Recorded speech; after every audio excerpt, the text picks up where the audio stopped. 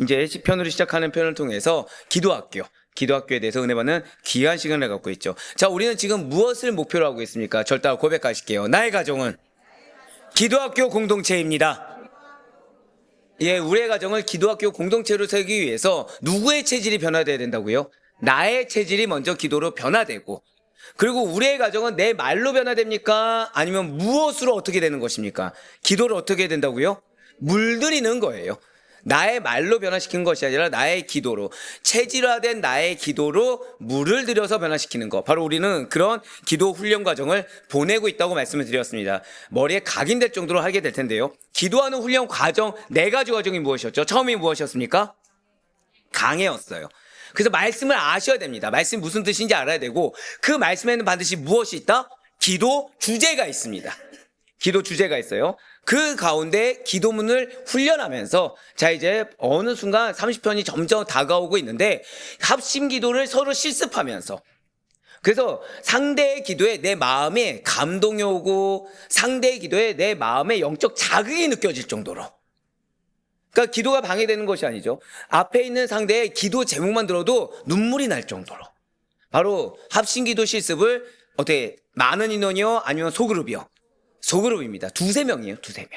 2-3명입니다. 합심기도 실습을 하는 4가지 프로세스를 경험하게 된다고 말씀을 드렸어요. 그래서 말씀을 무엇으로 바꿔야 된다? 기도문으로 바꿔야 된다. 그리고 시편을 예수 그리스도 안에서 재해석하는 것은 결국 우리가 로마서를 듣든 여호수아를 듣든 다 동일하게 할 수 있다 없다? 있다라고 말씀을 드렸죠. 그러면서 여러분들의 기도의 지경이 확장되는 것. 그래서 매주 시편 암송 1절씩 병행하고 암송하는 것이 바로, 그러면서 우리는 무엇을 키운다고요? 한 번 더 고백하시겠습니다. 나의 기도의 영적 파워, 그것을 키워 나간다라고 말씀드렸습니다. 그래서 3년 동안 159절, 이것이 우리의 입술과 머리와 가슴과 삶에 새겨지게 하는 것. 그러면은 우리가 기도학교가 졸업된다고 했죠. 그래서 이 기도학교 졸업은 결국 무엇이었습니까? 한 번 더 고백하시겠습니다. 기도가 삶이 된 제자. 예, 그렇습니다. 기도가 삶이 된 제자, 바로 이것이 목표예요. 그러니까 여러분들이 그냥 지나가면서도 기도문이 나오는 거, 여러분들 어떤 상황 가운데 기도의 무릎이 먼저 앞서게 되는 거, 그것이 우리의 목표가 된다고 말씀을 드렸습니다. 자, 그래서 이제 오늘 14회차입니다. 벌써 14회차. 오늘도 준비하셔야 될 거예요. 많이 찍어 놓으실 걸 준비하셔야 될 겁니다.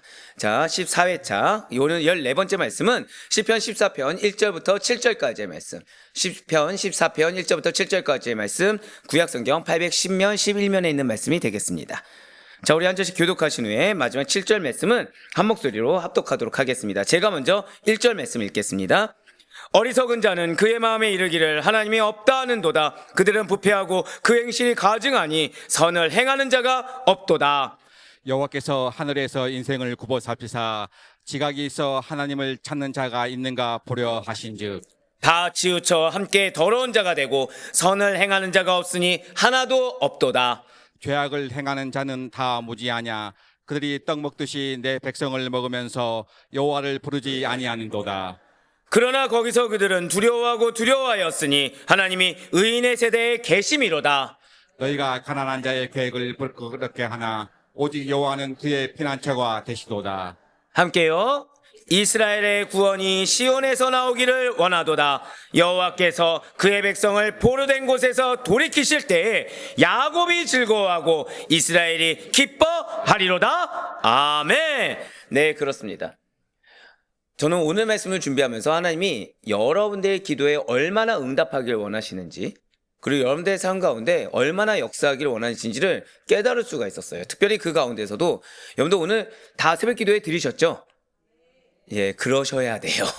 그러셔야 돼요. 자, 뭐가 가장 기억에 남으셨습니까? 잠깐, 영적 혈관 어제 아닙니까? 아니, 오늘 드렸다고 하는데 너무 자신있게 영적 혈관 딱 이러시니까 제가 되게 순간 착각할 정도로, 아, 내가 오늘 했나? 어제 거 같은데? 야, 네, 얼마나 은혜가 된 줄 믿습니다. 영적 혈관.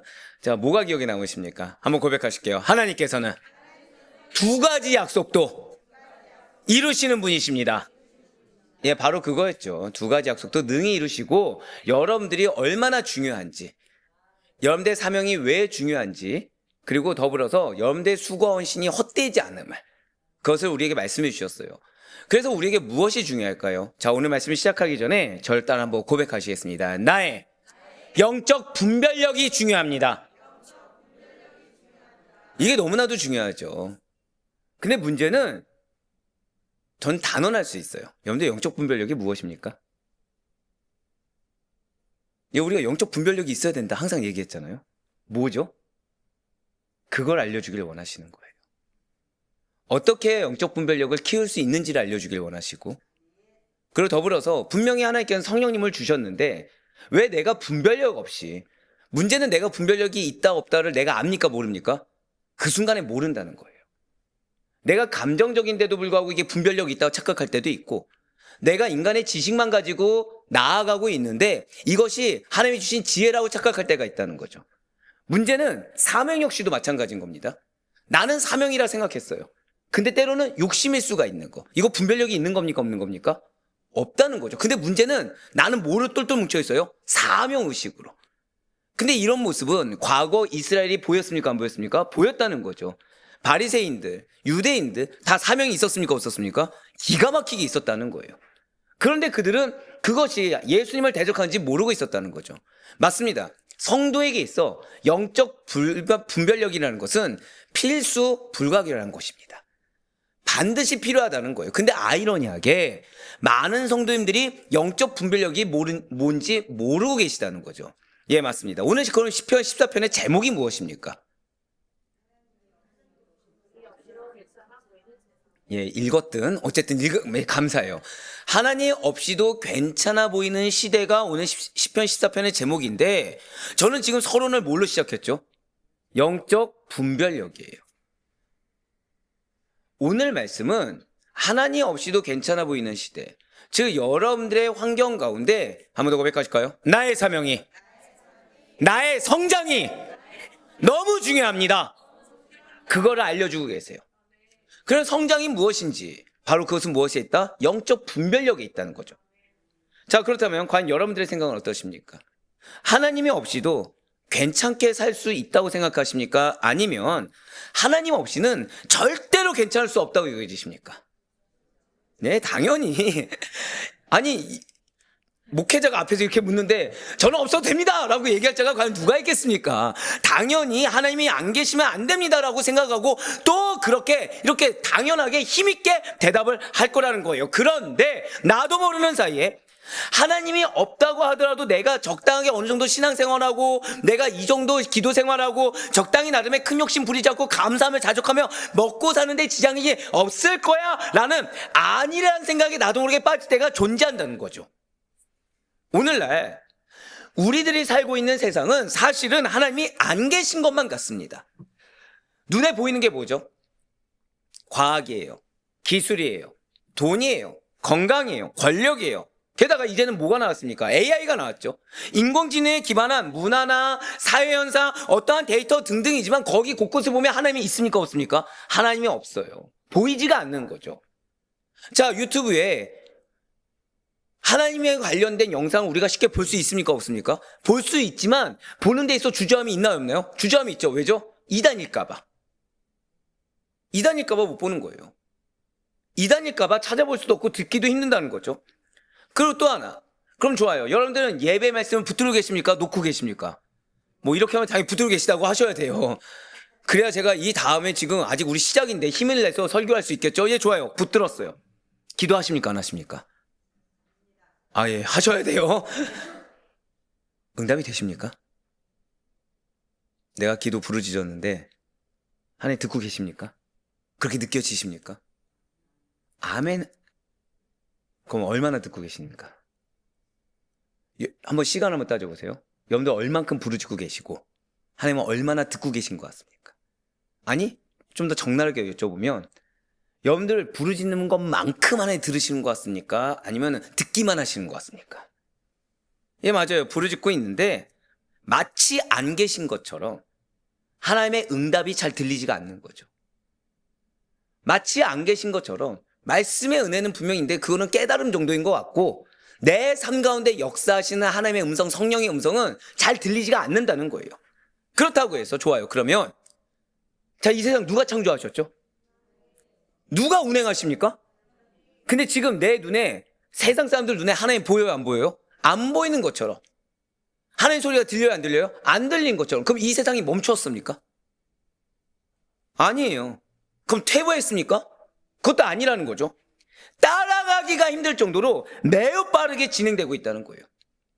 마치 하나님 없이도, 하나님이 그렇게 중요하지 않아도 잘 돌아가는 것처럼 보이는 시스템, 하나님의 음성을 부르지 않아도, 하나님의 음성을 들리지 않아도 잘 먹고 잘 사는 것처럼 보여지는 변화하는 문화 속에서 정말로 하나님이 필요하긴 한 것인가? 정말로 신앙이 우리의 삶이 되는 것이 맞기는 한 것인가라는 질문이 교회 밖에서, 아니 안타깝게도 교회 안에서조차도 동시에 제기되고 있다는 거죠. 어떤 식으로요? 예배 중요하지. 근데 교회가 나아가기 위해서는 예배만으로 부족해, 말씀만으로 부족해, 기도만으로 부족해, 뭔가 다른 이유가 있지 않겠어? 뭔가 다른 프로그램, 다른 사람들이 혹할 만한 무언가가 있지 않겠어? 라는 질문들이 동시에 제기되고 있다는 거예요. 그러다 보니 신앙이라는 것은 점점, 고백하실까요? 사적인 영역. 좀 더 쉽게 말씀드릴까요? 신앙은 필수입니까? 아니면 개인의 선택입니까? 근데 세상에서 뭐라고 하죠? 종교는 권하는 거다, 권하지 않는 거다? 권하지 않는 거다로 얘기해버리는 거예요. 신앙의 선택의 자유는 각자 개인에게 있다고 얘기하는 거죠. 자, 지금 신앙이 어떻게 됐죠? 사적인 영역으로 밀려났어요. 공적인 삶과 결정의 자리에서는 마치 하나님이 없는 것처럼, 그것이 하나님보다 인간의 선택이 더 중요한 것처럼 살아가고 있다는 것입니다. 그런데 정작 이렇게 여기고 살아가는 것이 문제라고 인식되는 것이 아니라, 자, 여러분들이 뭐 너무나도 다 우리 교회 너무 좋아라고 얘기하셨어요. 근데 그 얘기 앞에 누군가가 아니야, 종교는 권하는 게 아니야, 그건 내 선택이지라고 얘기하는 소리를 들었을 때 나도 모르게 어떻게 되는 거예요? 그치라고 인정해버리는, 나도 모르게 그게 맞다라고 여겨져 버리는 것이 점점 정상처럼 여겨지는 시대가 작금의 시대라는 것이죠. 그리고 바로 오늘 시편 14편이 바로 이러한 현실을 외면하지도 않고 있고요, 미화하지도 않고 있다는 거예요. 자, 제가 지금 말씀드린 게 오늘날 시대예요? 지금 이 다윗의 시대예요? 동일하다는 거예요. 지금 다윗의 시대에도 고백하실까요? 왜곡된 신앙, 그게 존재하더라는 겁니다. 다윗의 시대에도 타협하는 신앙이 존재했고요, 할 수만 있다면 누구의 입장에서? 인간의 입장에서 할 수만 있다면 하나님보다 누구를 더 중요시 여기는, 인간을 더 중요시 여기는 풍조가 흘러넘치기 시작했다라는 거죠. 그래서 시편 14편은 그런 현실을 외면하지 않습니다. 미화하지도 않아요. 괜찮은 척하지 않습니다. 오히려 1절부터 어리석은 자는 그의 마음에 이르기를 하나님이 없다 하는도다 라는 선언으로 시작했다는 거죠. 그러면서 하나님 없이도 괜찮아 보이는 세상, 하나님 없이도 빠르게 발전해 보이는 세상이 실제로는 얼마나 깊이 부패하고 병들어 있는지를 매우 생생하게 드러내 보이고 있다는 것입니다. 그렇습니다. 시편 14편은 하나님 부재 시대, 하나님 부재 시대가 뭐라고요? 마치 없어도 빠르게 돌아가는 것처럼, 신앙이 전부가 아니어도 먹고 사는데 지장이 없는 것처럼 여겨지는 시대를 살아가는 그런 인간의 실상과 주의 백성의 최후의 승리를 노래하는 지혜시입니다. 그 구조를 보면 굉장히 논리적인 구조를 갖고 있어요. 1절부터 3절까지는 하나님을 부정하는 자들의 보편적인 타락을 진단합니다. 놀랍게도 이 구절은 여러분들이 이미 본 바 돼요. 어디서 봤을까요? 오늘 시편 14편 1절 말씀은 여러분들이 이미 보신 바 됐고요, 이 말씀 앞에 울기도 하셨고요, 이 말씀 앞에 뜨겁게 같이 기도도 했던 말씀입니다. 네. 오늘 새벽에 저를 놀래켰던 분들이 사라지셨군요.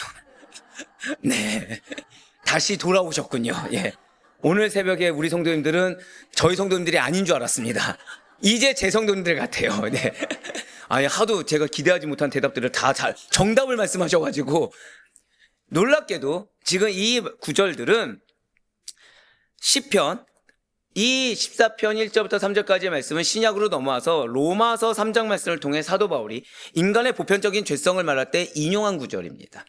그리고 4절부터 6절까지는 악인의 행동과 의인에 대한 압박으로 인해 그들이 하나님의 백성을 압제하면서도 심판을 깨닫지 못하는 어리석음을 고발한다는 거죠.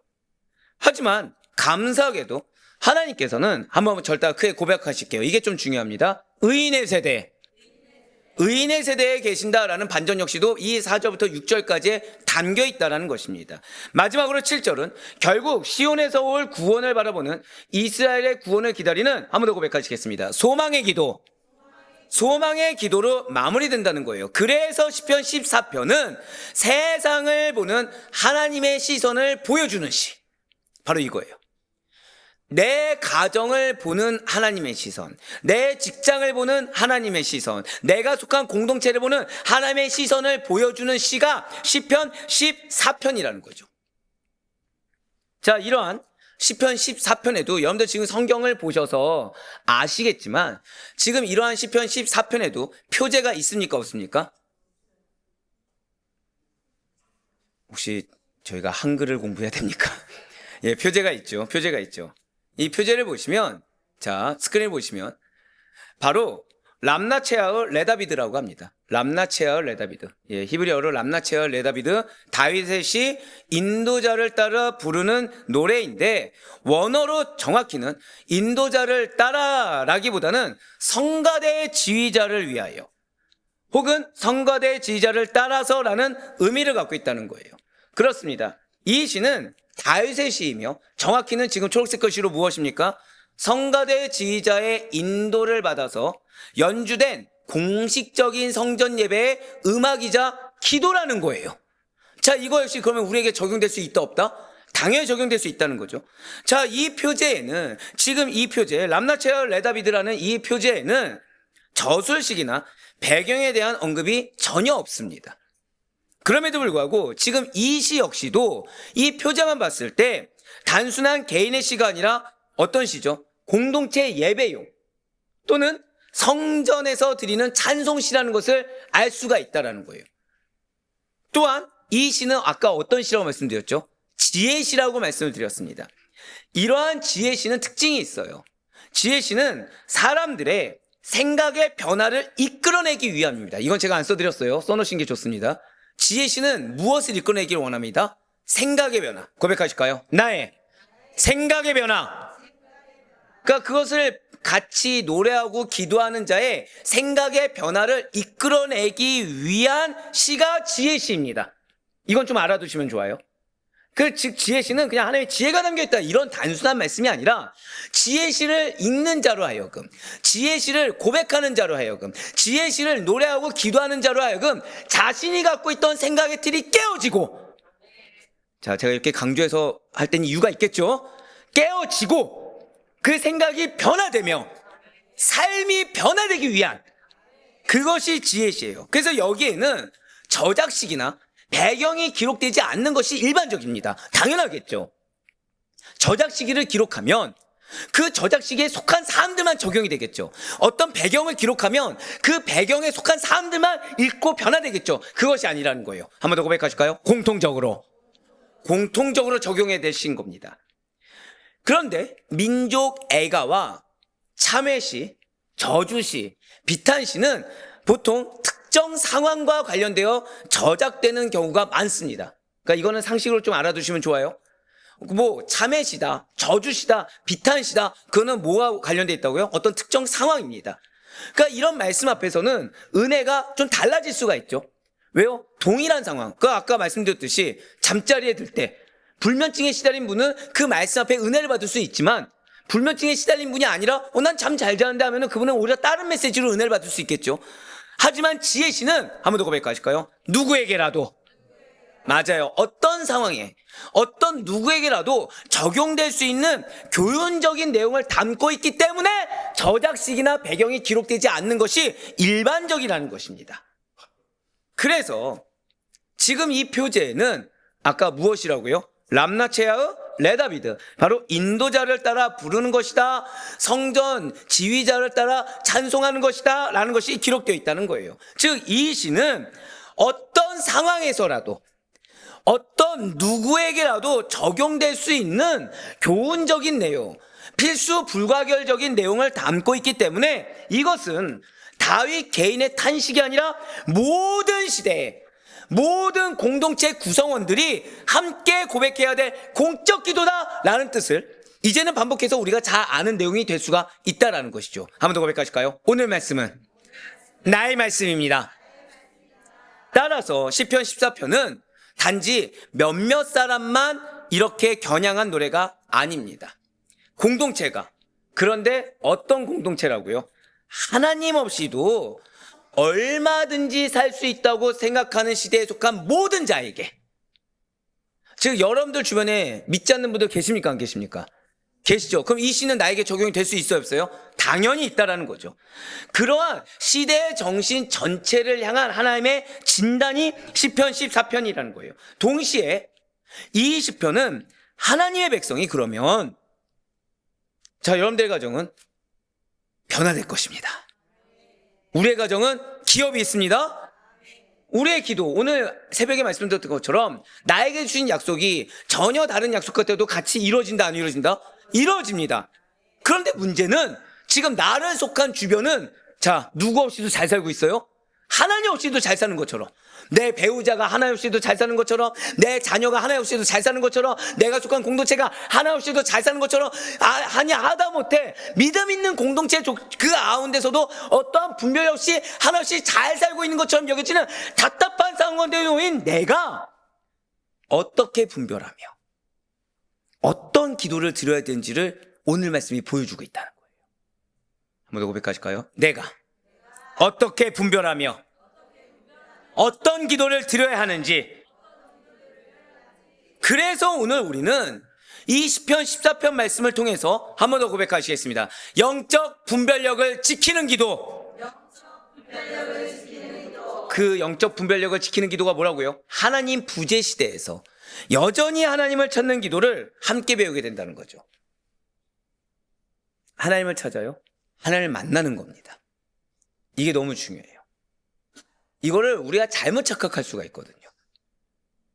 하나님 부재 시대에서 여전히 하나님을 찾는 기도를 우리는 오늘 알게 되고, 그래서 내가 지금 영적 분별력을 갖는 것이, 그래서 내가 왜곡되거나 미혹되거나 편협한 것이 아니라 하나님이 응답하실 기도. 방금 뭐라 말씀드렸어요? 하나님이 응답하실 기도를 드려야 되는 것이 나의 사명임을 깨닫게 되신다는 거예요. 자, 그렇다면 여기까지 생각하시면서 먼저 오늘 보면 1절에서 3절까지의 말씀을 먼저 보도록 하시겠습니다. 어리석은 자는 그의 마음에 이르기를 하나님이 없다 하는도다. 그들은 부패하고 그 행실이 가증하니 선을 행하는 자가 없도다. 여호와께서 하늘에서 인생을 구워 살피사 지각이 있어 하나님을 찾는 자가 있는가 보려 하신즉 다 치우쳐 함께 더러운 자가 되고 선을 행하는 자가 없으니 하나도 없도다. 아멘. 여러분들 혹시 청년들은 아니겠지만 국민학교 처음 들어왔을 때 기억하십니까? 제가 지금 보지 말아야 될 표정을 봤어요. 국민학교? 예, 나이가 많습니다. 네. 앞자리가 7이에요. 네. 국민학교 갔을 때 기억하십니까? 선생님이 뭐부터 물어보죠? 물어봤던 거, 질문. 학교 딱 처음 들어갔을 때. 인사한 거 말고요. 인사한 거 말고, 보통 처음에 애들에게 뭘 물어봅니다. 너무 오래돼서. 보통 선생님들 학생들에게, 주소. 너무 현실적이네요. 예, 그죠?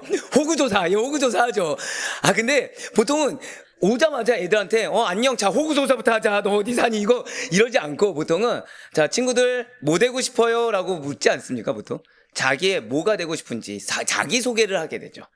자기소개할 때 보통 뭐가 들어갑니까? 뭐가 되고 싶은지, 어떤 사람 되고 싶은지, 뭘 좋아하는지, 이런 걸 물어봅니다. 자, 그러면 그 친구들 중에, 앞으로 나는 어리석은 자가 되는 게 목표입니다. 나는 사람들의 비웃음을 사고 싶습니다. 나는 고집스러운 자가 되고 싶습니다. 라고 말하는 친구가 있습니까? 없습니까? 한 명도 없다는 거예요. 보통은 저는 공부를 열심히 할 거예요. 그래서 무엇이 되겠습니다. 라고 말을 한다는 거죠. 즉 학교에 들어갔을 때 우리 아이들의 목표가 어리석은 자가 되는 것이 목표가 아니라 그래도 똑똑하고 현명한 사람으로 성장하기를. 그래서 나의 꿈, 사람들이 인정할 만하고 사람들이 칭찬할 만하고 사람들이 알아줄 만한 어떠한 꿈을 달성하기를 원한다라는 것입니다. 학교 공부를 열심히 해서 지혜와 지식을 겸비하여 세상과 사람들에게 인정받을 만한 빛과 소금이 되는 존재가 되기를 누구나, 뭐 목표는 다를 수 있지만 누구나 그 공통의 목표가 존재한다는 거죠. 그 누구도 감히 목표를 어리석은 자가 되는 거, 감히 목표를 나 혼자만 살길 원하는 거를 선택하지 않는다는 거예요. 그걸 원하지도 않는다는 거죠. 그러면 지금 그런데 오늘 본문은 1절 말씀부터 어리석은 자가 존재한다는 겁니다. 그럼 성경에서 말하는 어리석은 자가 어떤 자일까요? 그 누구도 되는 것을 바라지 아니하고 그 누구도, 자, 여러분들 가운데 나는 어리석은 자인 것 같다. 괜히 겸손한 척 말고 솔직하게 예, 목사님은 겸손한 자를 좋아하니까 그러지 마시고, 하나님은 솔직한 자를 좋아하고 솔직한 자의 기도에 응답한다고 했으니까 마음속으로는 그게 아니고 삶으로는 그게 아니면서 나는 어리석은 자인데 하지 말고 솔직하게 나는 어리석은 것 같다 있으십니까? 이야, 제가 먼저 회개할게요. 여러분들 제 양이시잖아요. 그럼 저는 여러분들을 믿어야 됩니까? 불신해야 됩니까? 불신했습니다. 불신했어요. 자, 그러면은 한번 여쭤볼게요. 괜찮아요. 여기에는 두 가지를 다 준비했어요. 요즘 여러분들이 제가 드린 질문에 예상대로 대답하지 않아서. 자, 그러면은 좋습니다. 우리 장모 권사님. 장모 권사님 생각하는 어리석은 자는 어떤 자입니까? 그냥 어리석은 자. 근데 여러분들 이걸 아셔야 돼요. 보통 이런 거는 첫 번째 질문이 제일 쉬운 겁니다. 왜죠? 뭘 대답해도 정답이 되거든요. 자, 어리석은 자가 뭐죠? 생각했을 때, 우리 권사님 생각했을 때 어리석은 자. 네? 정말 좋은 동력자를 뒀어요. 질문은 장모 권사님께 했는데 대답은 박모 권사님이 했었습니다. 네, 왜 뭐라고요? 자, 우리는 지극히 교회에서 들을 만한 얘기를 들었습니다, 지금. 네, 자, 좋아요. 그럼 우리 권사님, 어리석은 자가 뭐라 생각하십니까? 본인 생각했을 때 어리석은 자. 네.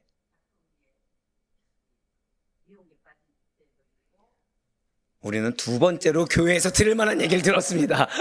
자, 우리 좀 적나라하게 얘기하실 분 없나요? 자, 우리 이모 권사님 뒤에, 뒤에 이모 권사님. 본인이 생각하는 어리석은 자는 어떤 자입니까?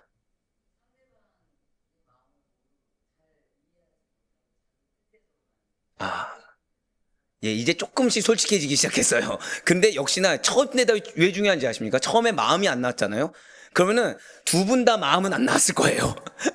자, 우리는 보통 그렇게 생각하죠. 그러면은 그 누구라도 되는 것을 바라지 않는 어리석은 자, 그것도 성경에서 말하는 어리석은 자는 과연 어떤 자일까요?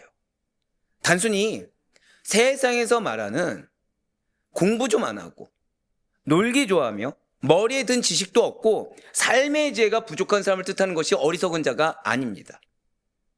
단순히 말씀드렸던 것처럼 사람을 배려하지 않고 단순히 말씀하셨던 것처럼 그냥 마음이 흔들리는 정도, 이것이 어리석은 자가 아니라는 거죠. 영도 오늘 잘 기억하셔야 됩니다. 우리도 때로는 어리석은 자가 돼요. 아닌데 되는 거예요. 시편 14편 1절에 나온 어리석은 자는 절대 고백하시겠습니다. 무신론자.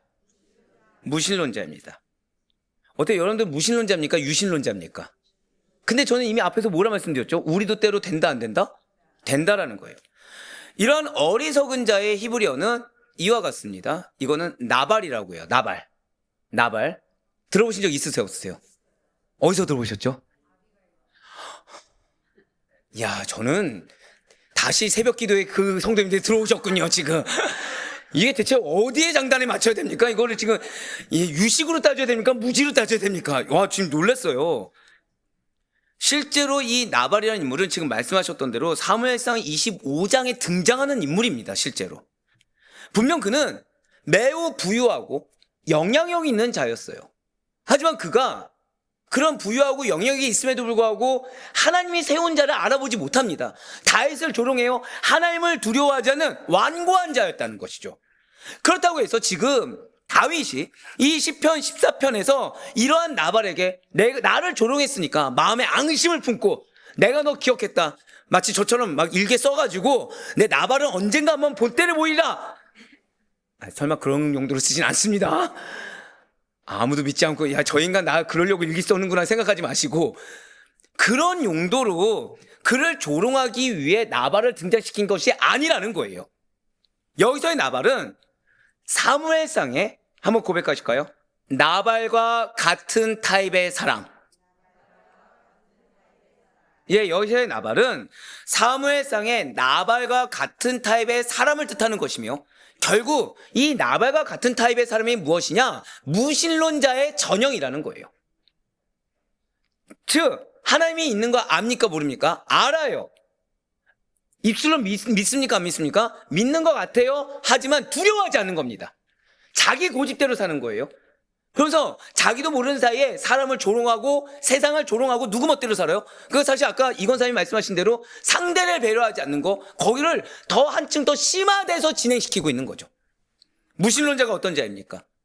무신론자는 정확하게 말씀드리면 하나님의 존재를 인정하지 않는 자입니다. 인정하지 않는 거예요. 그렇기 때문에 무신론자는 두려움이 없습니다. 현실에 어떠한 두려움은 있지만 하나님으로 인한 두려움이 없이 악을 자행하게 된다는 거예요. 어떤 식으로요? 내 욕심대로 살아갑니다. 내 욕망대로 살아가요. 자기 육신대로, 자기 감정대로, 자기 생각대로 살아가 버린다는 거죠.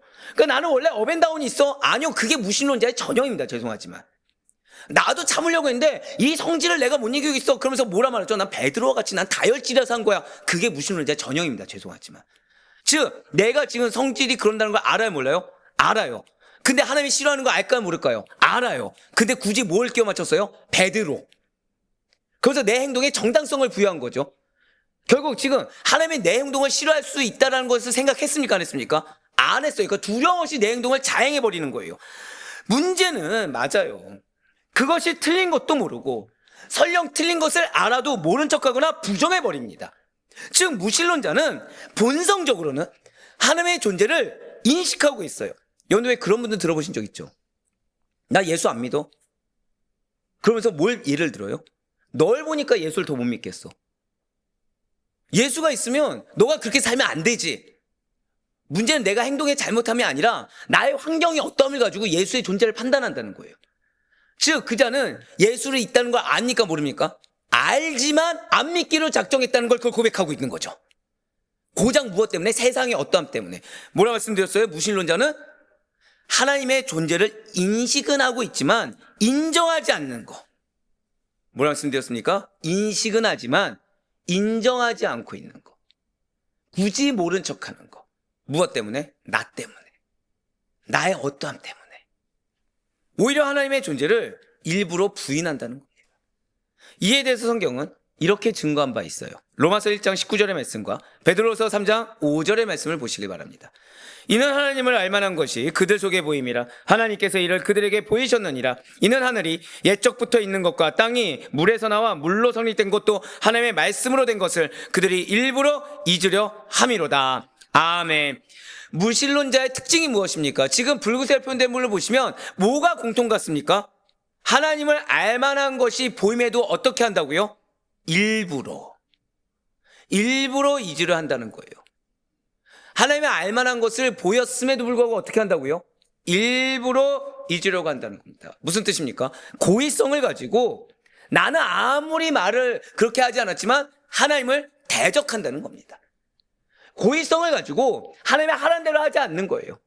고의성을 가지고 모르는 척합니다. 고의성을 가지고 안 되는 일을 이야기합니다. 고의성을 가지고, 즉 고의성이 뭐죠? 하나님의 뜻보다 무엇이 중요해요? 나의 뜻이 중요하고 나의 욕심이 중요하고 나의 입장이 중요하고 나의 생각이 중요하고 나의 감정이 중요해서 고의성을 가지고 나는 아니라고 했지만 하나님 보시기에는 대적해버린 거.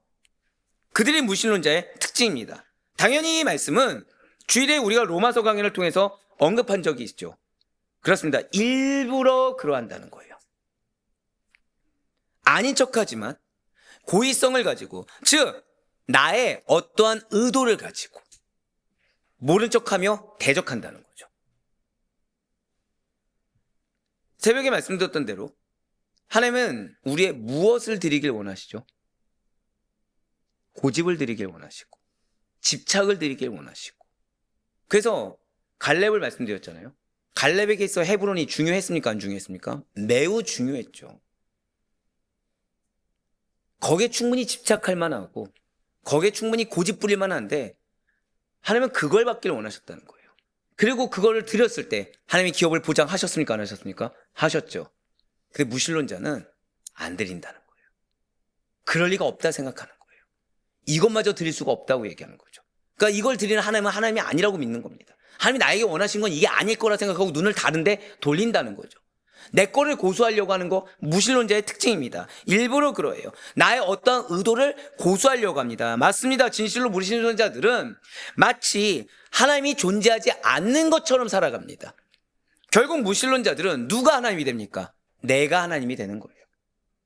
내가 하나님이 되는 거예요. 내 뜻을 꺾지 않는 거, 내 고집대로 가는 거, 내 니즈대로 가는 거, 내 목표대로 가는 거, 이게 사실은 내가 하나님이 되는 거죠. 자신이 행하는 모든 행위를 절대적으로 옳은 것으로 믿고 살아간다는 거예요. 아무리 하나님께서 말씀하시고 아무리 하나님께서 보여주셔도 모른 척하고 아닌 척하며 내가 왜? 라는 그 질문 앞에 결국 자신이 하고자 하는 대로 자신이 원하는 대로 답을 내리고 살아갑니다. 그러다 보니 내가 원하는 대로 답이 이루어지지 않을 때는 내가 피해자가 돼요. 억울해합니다. 서러워합니다. 속상해합니다.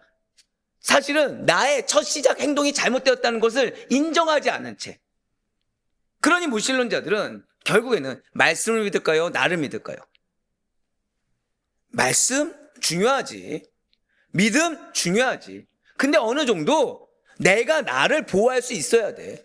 어느 정도 내 가정에 이런 것들을 내가 보호할 수 있어야 돼. 교회조차 내 위치를 내가 보장하고 내가 책임질 수 있어야 돼. 그렇지 않으면 누구도 나를 보장해 주지 않아 라고 자신 있게 생각하고 그거를 또 아이러니하게 자신 있게 말을 한다는 거예요.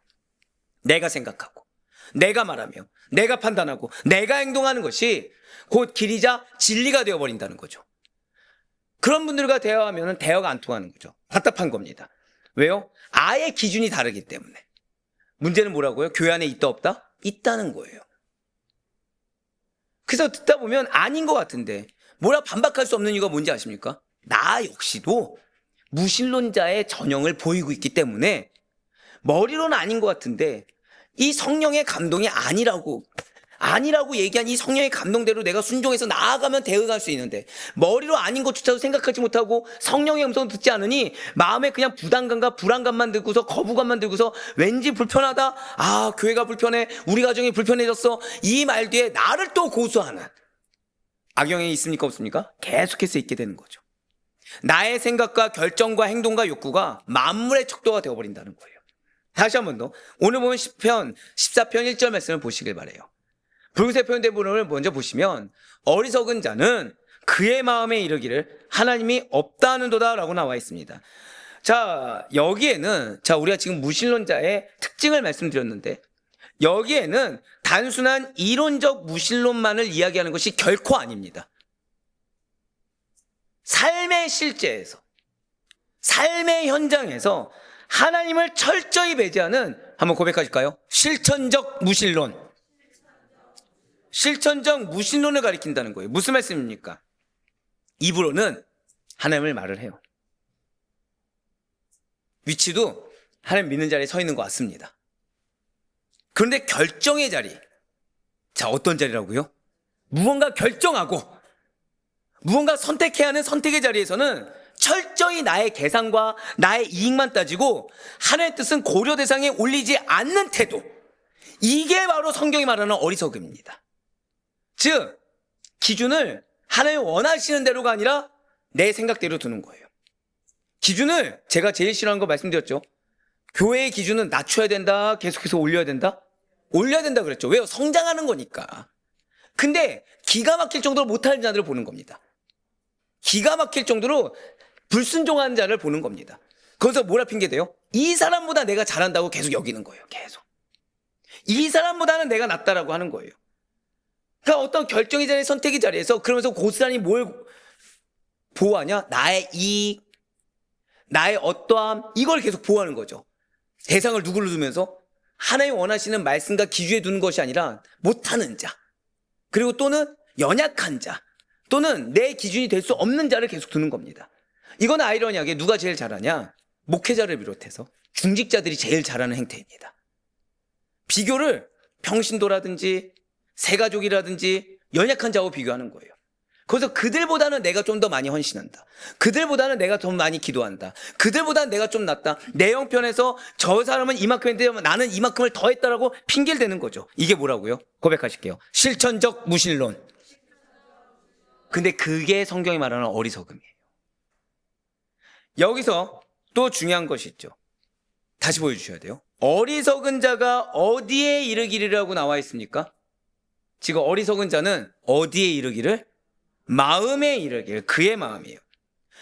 여기서 마음은 히브리어로 레브라고 합니다. 레브. 이것은 생각과 의지와 판단을 의미해요. 즉 이 사람은 겉으로 무신론을 주장한다기보다는, 몰라서 주장하기보다는, 어쩔 수 없어서 주장하기보다는 마음은 그러하지 않은데, 왜 우리 때때로 그런 얘기 하죠? 마음은 원인데 육신이 연약하다. 그러니까 내 마음은 사랑하고 싶은데 내 환경이 안 받쳐서 사랑하지 못한다. 이게 죄송하지만 실천적 무신론의 전형입니다. 이게 실천적 무신론의 전형이에요. 그러니 은혜가 임합니까 안 임합니까? 당연히 안 임하는 거예요. 당연히. 자, 이미 레브가 무엇이라고요? 생각, 의지, 판단이에요. 그러니까 이미 그 마음에서, 이미 그 의지의 표현을, 이미 판단 자체를 마치 하나님이 안 계신 것처럼 내가 원하는 길로만 쏙쏙 골라서 결정해버렸다는 거죠. 그러니까 이미 하나님 원하시는 기준이 중요한 것이 아니라 기준을 누구로 맞췄어요? 나의 것을 맞추고 기준을 연약한 자의 것을 맞췄어요. 그러니까 하나님이 너의 고집과 집착을 들여라 라고 해도 그냥 그건 상관없고 내가 내 형편, 내 상황, 내 마음, 내 생각, 내 결정을 다 둔 상태에서 이만큼만 딱 한다는 거죠. 이만큼만 딱 하기로 결정했다는 거예요. 이것이 뭐라고요? 다시 한 번 더 실천적 무신론이라는 겁니다. 그러니 하나님을 믿는다고 하면서도 사실은 하나님을 떠나서 자기 스스로를 중심에 놓으려는 성도들 역시도 시편 14편 1절이 말하는 어리석은 자, 바로 나발이 될 수 있다는 거죠. 우리 한번 솔직해 볼까요? 실천적 무신론을 행하신 적이 있습니까? 없습니까? 정말 축복합니다. 여러분들 오늘 놓치지 말아야 할 것이 있어요. 자, 오늘 말씀은 표제어가 주제가 제목이 있지만 실상 여러분들에게 뭘 주길 원하신다고요?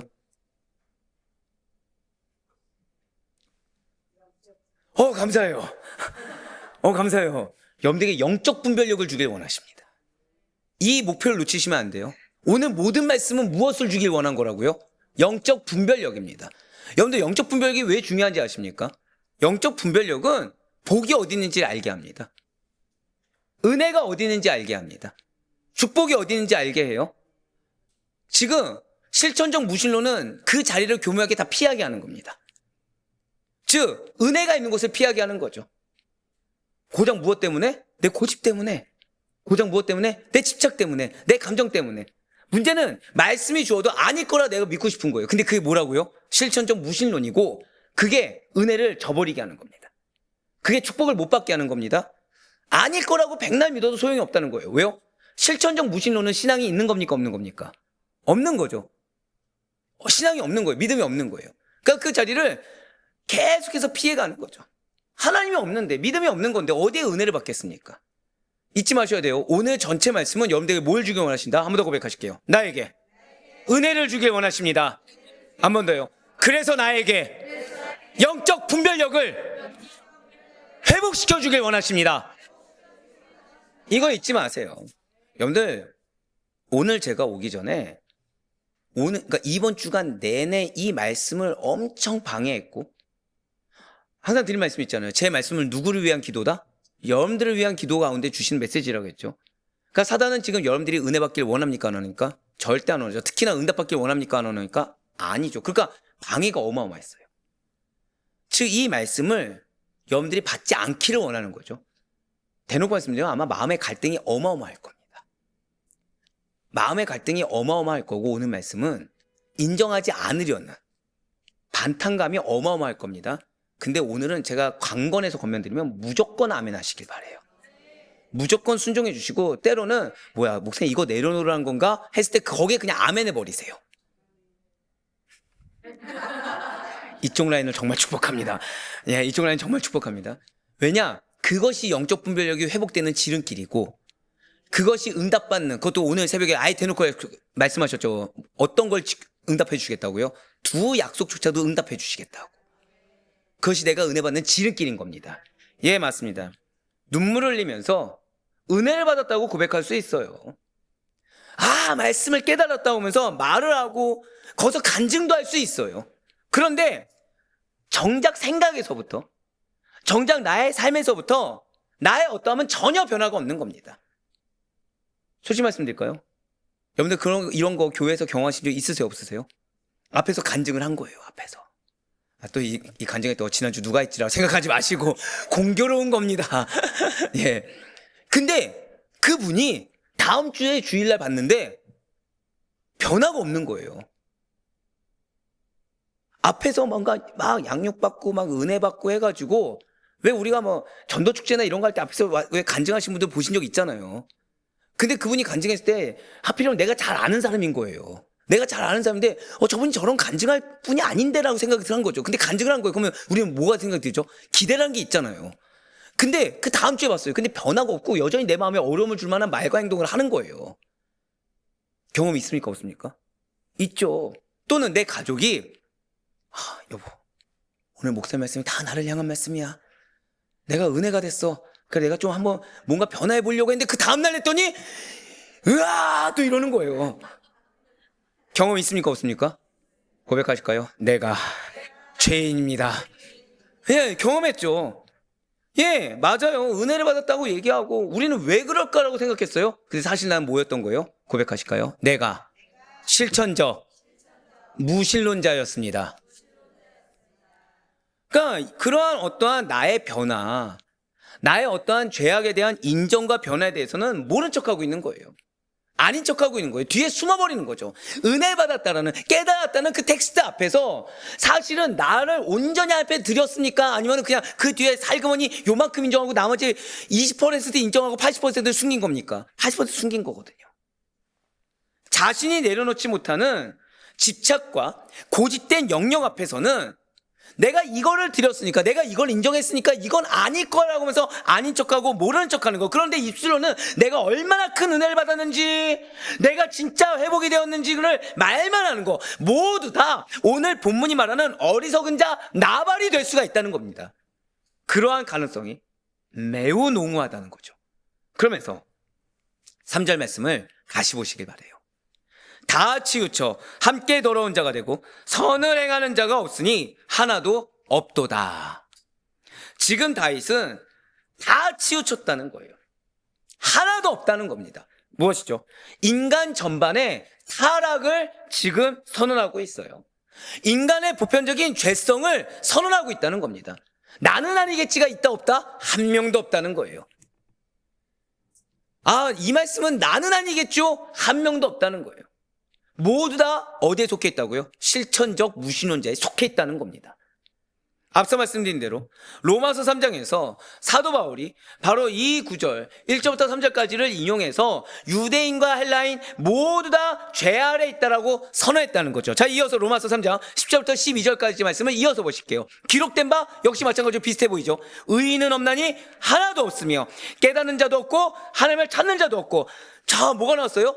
다 치우쳐. 아까 3절에 뭐가 나왔습니까? 다 치우쳐 함께 더러운 자. 지금 12절에서는 다 치우쳐 함께 무익하게 되고 선을 행한 자는 없나니 하나도 없도다. 3절 말씀 한번 다시 보여주시겠어요?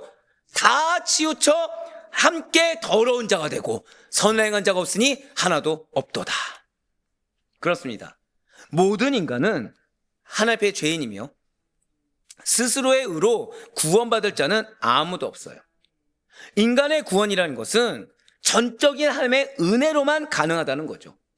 죄된 인간은 엄연하게 존재하고 계시는 하나님을 일부러 고의성을 가지고 부인하고 왜곡시키고 내 멋대로 끌어내리면서 대적하지만 하나님께서는 그 중에서도 한번 더 고백하실까요? 남은 자. 한번 더 고백하실까요? 은혜로 남은 자. 바로 그거예요. 은혜로 남은 자를 찾고 계세요. 정확히는 하나님을 찾는 자, 정말 하나님을 만나기를 원하는 자, 현명함과 신중함을 갖춘 자들이 있는지 세상을 두루 살핀다는 거죠. 지금 하나님을 만나기를 원하십니까? 안 원하십니까? 원하세요. 그래서 정말 만나는 자. 그래서 만나서 무엇이 변화된다? 삶이 변화되고. 무엇이 변화됩니까? 생각이 변화되고. 무엇이 변화됩니까? 가치관이 변화되고. 판단이 바뀌는 자 찾고 계시다는 거예요. 그 내용이 바로 시편 14편 2절의 말씀인 것입니다. 2절을 통해 지금 하나님께서는 관찰자로 등장하고 계세요. 우리 한번 더 고백하실까요? 하나님께서 나를 관찰하고 계십니다. 즉 정말로 나를 찾는 사람이 있기는 한 것인가? 자, 지금 여러분들 하나님을 찾으세요, 안 찾으세요? 찾죠? 근데 지금 하나님 뭐라고 말씀하셨다고요? 정말로 나를 찾는 자가 있기는 한 것인가? 라고 질문하고 있다는 거예요. 무슨 말씀입니까? 삶과 언행으로는 외식을 하면서 찾는 척만 하는 자가 아니라, 즉 찾는데도 나의 니즈가 있고 욕구가 있고 어떠한 더러운 목표가 있는 자가 아니라 진정으로 만나기를 원하는 자. 한 번 더 고백하실까요? 내가 변화되어야 합니다. 한 번 더 고백하실까요? 내 가정에 내가 변화되어야 합니다. 바로 그런 자, 진정으로 만나기를 원하는 자가 있는지. 그래서 정말 인정하고 나만 변화되면, 나만 정말 하나님을 만나서 변화되면 우리 가정의 약속은 이미 이루어졌다고 믿는 자, 그런 자를 하나님께서 찾고 계시다는 거예요. 하나님의 앞에 그 기준을 낮추는 자도 아니요, 하나님 앞에 모르는 척하는 자도 아니요, 아닌 척하는 자도 아니요. 하나님 원하는 거는 드리지 않고 내가 딴 거, 한마디로 병든 소와 병든 양을 들여놓고서 나는 재물 들었다고 하는 자가 아니라 하나님이 원하는 것을 드리는 준비가 되어 있는 자, 아니 최소한 그 마음의 의지에 결단한 자를 찾고 계시다는 거예요. 우리 교회가 왜 힘든지 아십니까? 우리 교회가 힘든 이유는 딱 하나예요. 이건 아니겠죠를 꼬집어내기 때문입니다. 내가 이거 드렸으니 괜찮지요라고 치부해버린 것을 과감히 그거 아니요라고 얘기하기 때문이에요. 우리 교회는 여러분들의 뭘 드리길 원하죠? 고집을 드리길 원해요. 집착을 드리길 원해요. 나의 옛 모습을 드리길 원해요. 제가 항상 드린 말씀 있잖아요. 돈보다 더 중요한 것이 있다고. 전 여러분들이 하나님의 인정을 받길 원합니다. 그래서 제가 제일 싫어하는 게 모르는 척이라고 그랬잖아요. 제일 칭찬받는 자가 어떤 자죠? 뭐가 문제인지 아는 자, 뭐가 문제인지 인정하는 자가 제일 축복된 자입니다. 여러분들 잊지 마세요. 인정하는 순간 이미 절반은 은혜가 시작된 겁니다. 왜요? 자, 나의 문제 인정하는 거 쉬우세요, 어려우세요? 어려워요. 진짜 어려워요. 이게 모르는 척이 왜 위험한지 한번 말씀드린 적이 있어요. 모르는 척 하잖아요. 진짜 나중에 모르게 됩니다. 제가 한번 그런 말씀 드렸죠. 함정이 뭐죠? 함정이. 함정. 빠지죠. 왜 빠지죠? 모르니까 빠지죠. 내가 모르는 척 하잖아요. 그럼 나중에 어떻게 된다 말씀드렸죠? 진짜 모르게 된다 그랬습니다. 그럼 나는 그게 뭐냐? 내 인생의 함정을 내가 용납하는 거예요. 계속. 내가 문제인지를 인정하는 거는 내 인생의 함정을 제거하는 길입니다. 그래서 하나님은 인정하라고 하는 거예요. 그래야 너의 인생의 함정을 제거하고 설령 그 앞에 문제가 있다고 하더라도 문제를 피해갈 수 있다는 거예요. 또는 문제를 극복할 수 있다는 거예요. 한번 고백하실까요? 지금 제일 시급한 것은 인정입니다. 그게 실천적 무신론을 벗어난 지름길입니다. 그래야 내 인생에 그동안 내가 왜 내 인생이 이렇게 형통하지 않아? 분명히 말씀은 형통의 은혜가 임한다고 그랬고 또 나왔네. 쓰기 싫었는데 영적 혈관이라고 했는데 형통의 은혜가 나로 인해 분명히 전한다고 했는데 왜 내 인생은 형통하지 않아? 왜 이렇게 맨날 막혀있어? 그 원인이 어디 있다고요? 한 번 더 고백하실까요? 절대로 모른 척하지 말아야 합니다. 바로 그거예요. 아니겠죠 하지 말아야 되고, 모른 척하지 말아야 되고, 누구 때문이라고 하지 말아야 되고, 핑계대고 타협하거나 또 다른 길을 맞는 길처럼 착각해서는 안 된다는 겁니다. 그게 내 인생의 함정을 제거하는 지름길이라는 거예요. 맞습니다. 모든 인간은 엄연하게 존재하는 하나님을 고의성을 가지고 있습니다. 그래서 나의 유익대로 찾기를 원해요. 하지만 하나님께서는 그렇게 외식하면서 찾는 자, 목적과 목표를 두고 찾는 자가 아니라 정말 하나님 만나면 족하다는 자를 찾고 있어요. 근데 하나님은 여러분들 얼마나 사랑하십니까? 거기에 뭐가 어떤 비결이 담겨 있다고요? 2가지 약속이라도 능히 이루실 하나님. 그 하나님이 있다는 거예요. 인간 중에 그 누군가가 영적으로 신중한 사고력과 판단력을 가지고 있다고 한다면 그는 반드시 창조주이시며 구원자이신 하나님을 찾게 될 것입니다. 나의 욕심을 위해 찾는 게 아니에요. 나의 뜻을 위해 찾는 것이 결코 아닙니다. 오늘 새벽 기도의 갈렙과 같이, 오늘 새벽 기도의 레이지파와 같이 한 번 더 고백하실까요? 나에게는 사명이 있습니다. 그 사명의 중요함을 알고 나의 어떠함보다도, 나의 환경의 어떠함보다도 오직 하나님의 뜻하심을 위해 찾는다는 거죠. 나에게는 지혜도 없고 올바른 선도 없음을 알기 때문에 온전히 하나님을 찾는 것입니다. 제가 이 말씀을 준비해서 한 가지 회개한 게 있어요. 여러분들, 저는 가정을 돌보는 사람입니까? 안 돌보는 사람입니까? 저도 그런 줄 알았어요. 저도 그런 줄 알았어요. 근데 그게 또 아니었더라고요. 그게 또 아니었더라고요. 감사하게도 그냥 솔직하게 말씀드리면 저희 자녀들은 자기들이 공부를 열심히 잘해야 된다고 생각을 합니다. 감사한 일이죠. 근데 처음부터 그랬을까요? 갑자기 그렇게 됐을까요? 갑자기 그렇게 됐어요. 이유가 뭔지 아십니까? 어떤 이제 안 좋은 일에 대한 얘기를 자기 친구들한테 이제 학생 때 듣게 된 거예요. 그러면서 아, 나의 어떠함이 어쩌면 아버지의 목회에 걸림돌이 될 수 있다는 게 인지하기 시작한 겁니다. 사춘기 때. 불과 얼마 안 됐어요. 불과 얼마 안 됐어요. 나의 어떠함이 우리 아델표의 교회 이름에 누가 될 수 있다는 걸 알기 시작한 거예요. 근데 공부를 시작한 겁니다. 뭐 여러분들 체육대회 때 보셨듯이 잘 춥니까? 못 춥니까? 잘 추죠. 잘 춰요. 예, 관심이 많아요. 근데 그걸 다 내려놓은 거예요. 공부하기 시작했어요. 그래서 감사하게도 그래도 좋은 고등학교를 갔어요. 공부할 수 있는 고등학교를 갔어요. 그러더니 동아리조차도 그런 공부와 관련된 동아리를 들기 시작한 겁니다. 그럼 저는 감사해야 됩니까? 아니면 여기서 또 다른 욕심을 부려야 됩니까? 저는 다 내려놓고 관심도 없다 생각했는데 순간 거기서 제가 첨언을 하기 시작하는 거죠. 첨언을. 전 내려놓은 걸까요? 아니면 마음 한켠에 묻어둔 걸까요? 이런 가혹한 사람들. 아까까지만 해도 가정을 포기했다고 하더니만. 아니 근데 맞아요. 묻어둔 거죠. 그 순간 회개를 했어요. 왜일까요? 이 설교를 올바로 해야 되기 때문에. 여러분들, 내 마음 한켠에 묻어둔 걸 끄집어내세요. 묻어둔 거지 내려놓은 게 아닌 영역이 존재합니다. 근데 신기한 건 뭔지 아세요? 그거를 끄집어내고 인정했을 때 사실은 이 뒤에 곳곳마다 여러분들에게 은혜 주길 원하시는 말씀을 쓰기 시작했어요. 또 한 번 더 고백하실까요? 내 안에 숨겨둔 것을 끄집어냈을 때 새로운 은혜를 주십니다. 이거 잊지 마세요. 묻어놓은 거지 내려놓은 게 아님을 여러분들 인정할 수 있어야 됩니다.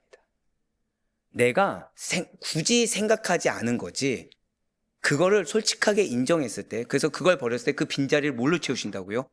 내가 생각지도 못한 은혜를 채워주신다는 거예요. 그렇습니다. 모든 지혜의 근본은 다른 데 있잖아요. 하나님을 경외하는 겁니다. 마음속에 두 마음 품고서 경외가 됩니까? 안 됩니까? 안 되죠. 마음속에 어떠한 나의 목표를 두고서 잘해주는 것은 잘해주는 것이 아닙니다. 그거는 거래가 되는 거죠. 그건 경외가 아니죠. 그렇기 때문에 우리는 사람들 중에, 자 이제부터 중요해요. 사람들 중에 누가 지혜 있는 자인가를 알길 원한다면 그가 진정으로 하나님을 찾는 자인가, 그래서 고백하실까요? 변화된 자인가, 그걸 보면 돼요. 여러분들의 가정에 여러분들의 자녀가 지혜 있는 자가 되길 원한다. 그럼 죄송하지만 말보다도 삶을 보셔야 돼요. 우리가 자녀를 위한 기도가 때때로 약해질 때가 있습니다. 언젠지 아세요? 내가 은혜를 받았어요. 기도를 실천했어요. 그때 자녀의 모습에 살짝 변화가 보이기 시작한 거예요. 감사합니까? 안 감사합니까? 감사한데 여러분들 안에 뭐가 있다고요? 끄집어내지 않는 나의 욕심이 있는 거죠. 끄집어내지 않는. 그래서 이제 기도가 슬슬 바뀌기 시작하는 거예요. 처음에 했던 순적한 기도에서 점점 기도에 뭘 넣는다고요? 저처럼 천엄을 넣기 시작하는 거예요. 그때니 보란 듯이 갑자기 자녀가 마치 아까 새벽 기도에 그분들이 사라진 것처럼 갑자기 자녀가 이전 모습으로 돌아간다든지 갑자기 자녀가 이게 럭비공처럼 튀기 시작하는 겁니다. 그럼 여러분들 마음에 뭐가 드냐? 1번, 아, 내가 욕심을 부렸구나, 인정이 된다. 2번, 아, 역시 내 자녀가 변화되면 아직 멀었어라고 또 다른 판단을 낸다. 정답은 뭐였죠? 2번이 되는 거예요. 그래서 마음이 어려워지니까 갑자기 뭘 내려놓죠? 기도가 약해지기 시작합니다. 마음이 어려워지니까 갑자기 자녀를 위해서 했던 인내가 온데간데 없이 사라지고 갑자기 내 말로 뭘 하기 시작하죠? 말로 좋아서 사랑의 조언. 하지만 자녀에겐 잔소리가 들어가기 시작하는 거죠. 그러니까 자녀는 점점 어떻게 됩니까? 점점 나와 또다시 그런 그렇지 우리 엄마가 그럴 줄 알았어. 거리가 멀어지기 시작한다는 거예요. 아니에요. 일일비하지 마시고 내 자녀가 온전히 변화됐는지 그 전까지 마음을 내려놓지 말라? 내려놓지 말고 순적한 기도를 드리세요. 내려놓지 말고 그때를 향해 내가 인내할 각오를 하셔야 된다는 것입니다. 단순히 오래 무릎을 꿇고 있다고 되는 것이 아닙니다. 단순히 오래 고민하고 있다고 해서 되는 것이 아니라는 거예요. 진정으로 그 삶과 가치관과 행동 양태가 변화되고 있는지. 그러기 위해서 누가 먼저 변화돼야 되죠? 한 번 더 고백하실까요? 내가 먼저 실천적 무신론에서 벗어나야만 합니다. 그래야 볼 수 있어요. 그래야 앞에 있는 사람의 말 한마디 한마디에 일일비하지 않고 그래야 진짜 변화되는지, 그래야 진짜 성장한지가 보이는 거지. 안 그러면 우리가 미혹될 수밖에 없다는 겁니다. 안 그러면 우리가 착각할 수밖에 없고 그 착각으로 해서 누가 함정에 빠져요? 내가 함정에 빠진다는 거죠. 그 시작이 뭐라고요? 내 마음 가운데 있는 숨겨놨던, 묻어뒀던 욕심이 함정을 또 양태시킨다는 것입니다. 순간순간마다, 상황마다 내 언행과 내 뜻이 앞서고 있는지 아니면 하나님을 찾고 그 뜻에 순복하고 있는지를 보면 누가 지혜 있는 자요, 누가 열매 맺는 자인지를 볼 수가 있다는 것입니다. 사랑하는 우리 성도 여러분들, 어쩌면 우리 스스로도 입술로는 하나님을 인정한다고 하고 입술로는 하나님의 말씀에 순종한다고, 입술로는 나는 나의 사명에 달려가고 있고 입술로는 나는 부인하고 십자가를 지고 있다고 말을 하지만 실제로는 하나님 없이도 이 정도는 내가 알아서 할 수 있다고 생각하며 살아가고 있는지는 아닌지 돌아봐야 된다는 거예요. 어쩌면 우리도 내가 왜 이번 새벽 기도에 계속 나왔죠. 내가 왜 그래야 돼?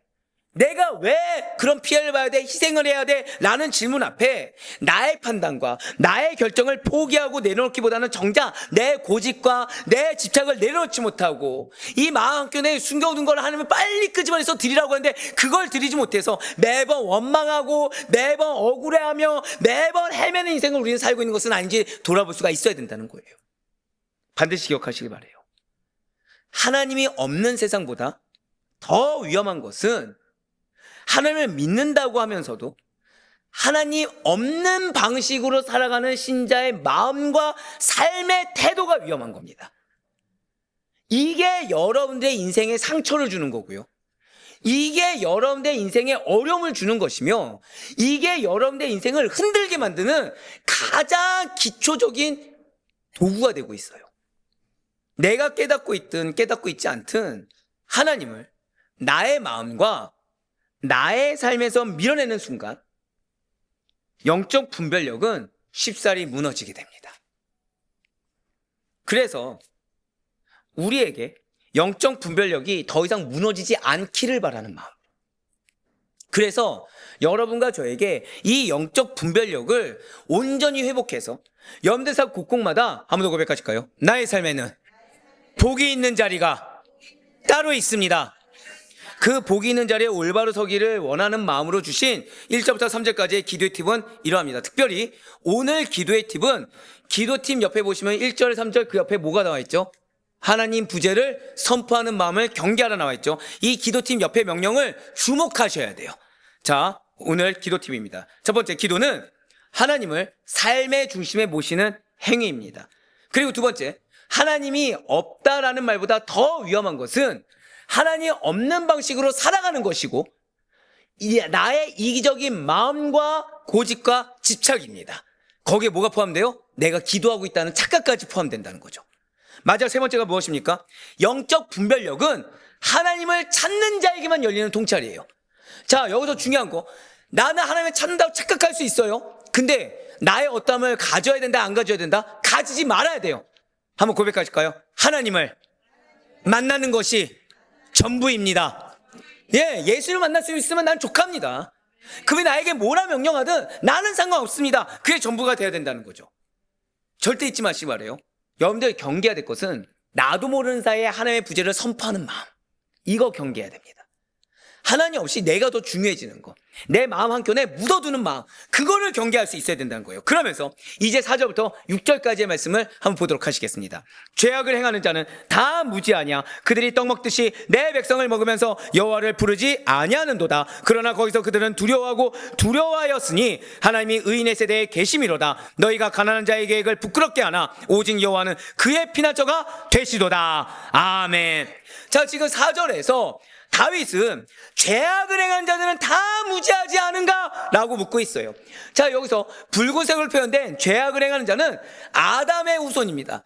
아담의 후손으로서 본성적으로 죄성을 타고 태어나 죄악을 저지르는 모든 사람들이라는 거죠. 이와 대조되는 노란색으로 표현된 내 백성은 하나님이 택하신 자들이며 하나님의 뜻을 따라 사는 자들입니다. 이러한 내 백성 역시도 사실은 전적으로 타락했고요, 선을 행하는 데 있어서 전적으로 무능한 죄인들은 맞아요. 죄악을 행하는 자들과 동일한 위치는 맞다는 거죠. 하지만 이들은 그 위치가 격상됐다는 거예요. 전적인 하나님의 은혜로 말미암아 불법의 사하심을 받고 그 죄의 가리우심을 받아 의롭다고 인정된 자들이 내 백성이요, 고백하실까요? 내가 하나님의 백성입니다. 맞아요. 그런데 이 죄악을 행하는 자들, 이러한 악인들이 그 아래에 있는 내 백성, 하나님의 백성을 그들의 생존을 위해, 누구의 생존? 악을 행하는 자의 어떠한 유익을 위해 압제하고 재산을 탈취하는 악행을 저지르고 있다는 것입니다. 죄악을 행하는 무지한 자들은 마치 일상적인 식사를 하듯이 아무런 죄책감을 느끼지 않아요. 대수롭지 않게 믿음을 가진 자들을 압박하고 괴롭히며 수탈하고 마음에 상처 주는 일을 아무렇지 않게 한다는 거죠. 즉 우리가 때로 그 악을 행하는 자들이 연배가 낮든 연배가 높든 연배가 동등하든 악을 행하는 자로 인한 상처를 받으신 경험이 있습니까, 없습니까? 있어요, 말로 인해서. 근데 문제는 뭐죠? 다 누구를 위한 거예요? 본인을 위한 거고 나름의 항변이 다 있어요. 근데 궁극적으로 자기의 유익을 위해서 아무렇지 않게 괴롭힘을 주고 있다는 겁니다. 그래서 피해자 코스프레는 자기들이 하죠. 그렇다고 해서 이들이 좋아요. 그러면 악을 행하는 자들이, 우리에게 상처 준 자들이, 그럼 그런 것들로 인해서 속 후련해하면서 평안하게 사느냐? 또 그것도 아닙니다. 자, 아까 말씀드렸죠. 그들은 또 무슨 코스프레를 한다고요? 피해자 코스프레. 그들의 이러한 삶에는 기쁨이 없어요. 평안이 없어요. 잠깐은 기뻐할 수 있어요. 근데 그건 또 온데간데 없습니다. 불시에 닥칠 심판에 대한 두려움으로 점철되어 있을 뿐입니다. 이걸 또 다른 말로 계속해서 미래에 대한 염려를 갖고 있는 거예요. 미래가 불안정하다는 거죠. 그래서 아직 다가오지 않는 미래에 대해서 어떤 소망과 희망과 기대가 아니라 일단 믿음 자체가 없다 보니, 믿음이 있는 척만 했다 보니까 계속해서 불안해하는 거예요. 그러니까 이걸 준비해야 돼, 저걸 준비해야 돼, 계속 이 얘기하는 거죠. 가진 것이 많아도 불안해합니다. 아니, 가진 것이 많지 않고 은혜가 있다고 하더라도 굳이 없는 것만을 바라봅니다. 어떠한 생각과 계획을 해도 마음이 평안하지 않아요. 두렵기만 합니다. 계속 불만족스럽고 계속 상실감만 들며 계속 원망만 합니다. 이러한 악인들에게 필요한 것이 과연 무엇일까요? 하나님을 만나야 된다는 거예요. 하나님이 그들에게 계셔야 된다는 거죠. 그러니까 이 악인들도 앞서 말씀드렸죠. 악인들은 결국 어떤 자들이죠? 고백하실까요? 실천적, 무신론자들. 자, 그들 역시 간증할 수 있다 없다? 있어요. 그들 역시 눈물 흘릴 수 있다 없다? 있습니다. 근데 문제는 그들이 어떻다고요? 만족이 없다는 거예요. 감사가 없다는 거예요. 일일비한다는 거죠. 그 앞에서 감사하다고 해놓고서 뒤돌아서서 화를 낼 수 있다는 거예요. 그들에게 뭐가 필요하다고요? 다른 게 필요한 것이 아니라 하나님을 만나야 된다는 거죠. 나와 함께 계신 하나님의 임재를 경험해야 된다는 겁니다. 진실로 하나님께서는 악인들과 함께 계시지 않습니다. 자, 방금 또 뭐라 말씀드렸어요? 악인들과 함께 계시지 않아요? 그렇기 때문에 지금 이 하나님의 없음으로 발생되는 제가 지금 말씀드린 것 중에 단 하나도 나와 접목됐다? 그럼 지금 나에게 가장 필요한 게 무엇입니까? 고백하실까요? 주여, 지금 나에게 필요한 것은 당신과의 깊은 교감입니다. 예, 이거 이상이 없다는 거예요. 왜요? 하나님은 악인과 함께 하지 않기 때문에. 그럼 하나님께서는 누구와 계십니까? 어디에 계시는 것입니까? 5절에 붉은색 표현된 부분을 한번 보시길 바라요.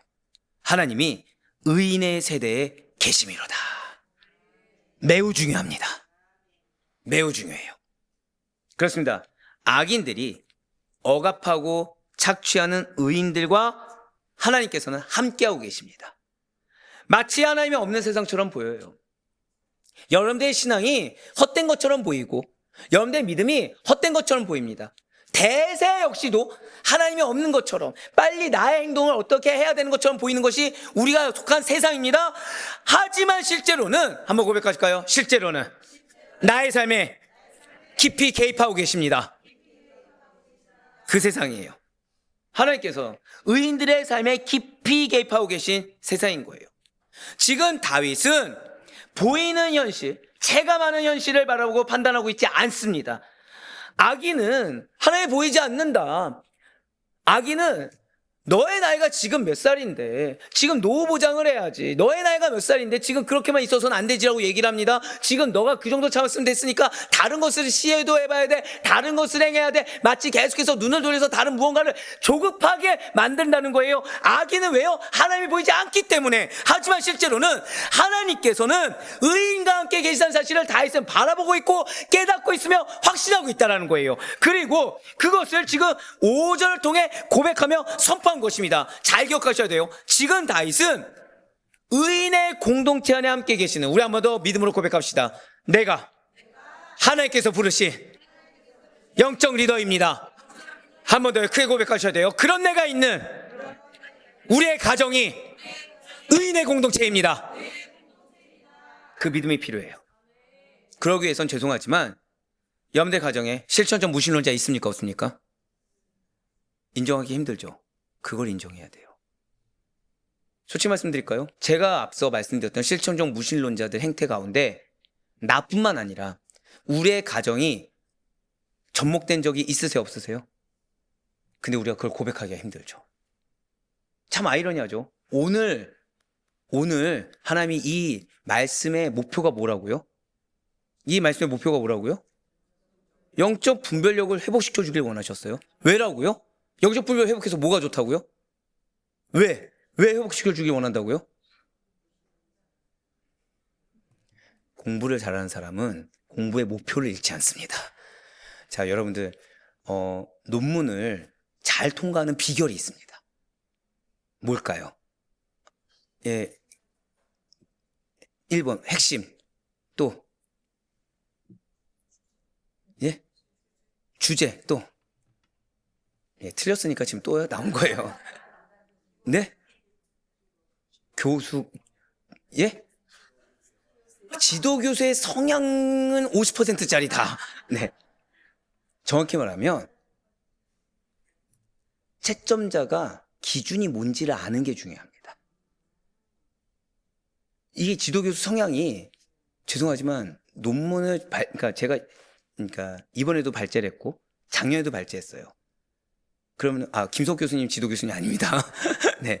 그러면 이거를 봐주시는 교수님들의 성향이 같을까요, 다를까요? 그때 다를 수 있습니다. 왜냐? 이 주제가 다르기 때문에, 또는 그 상황과 시대상이 다르기 때문에, 왜 저는 실천적 논문이잖아요. 다를 수가 있거든요. 자, 마찬가지로 오늘 이 말씀에 은혜를 누리길 원한다 라고 하면 고백하실게요. 하나님께서 지금 나에게 무엇을 주길 원하시는가?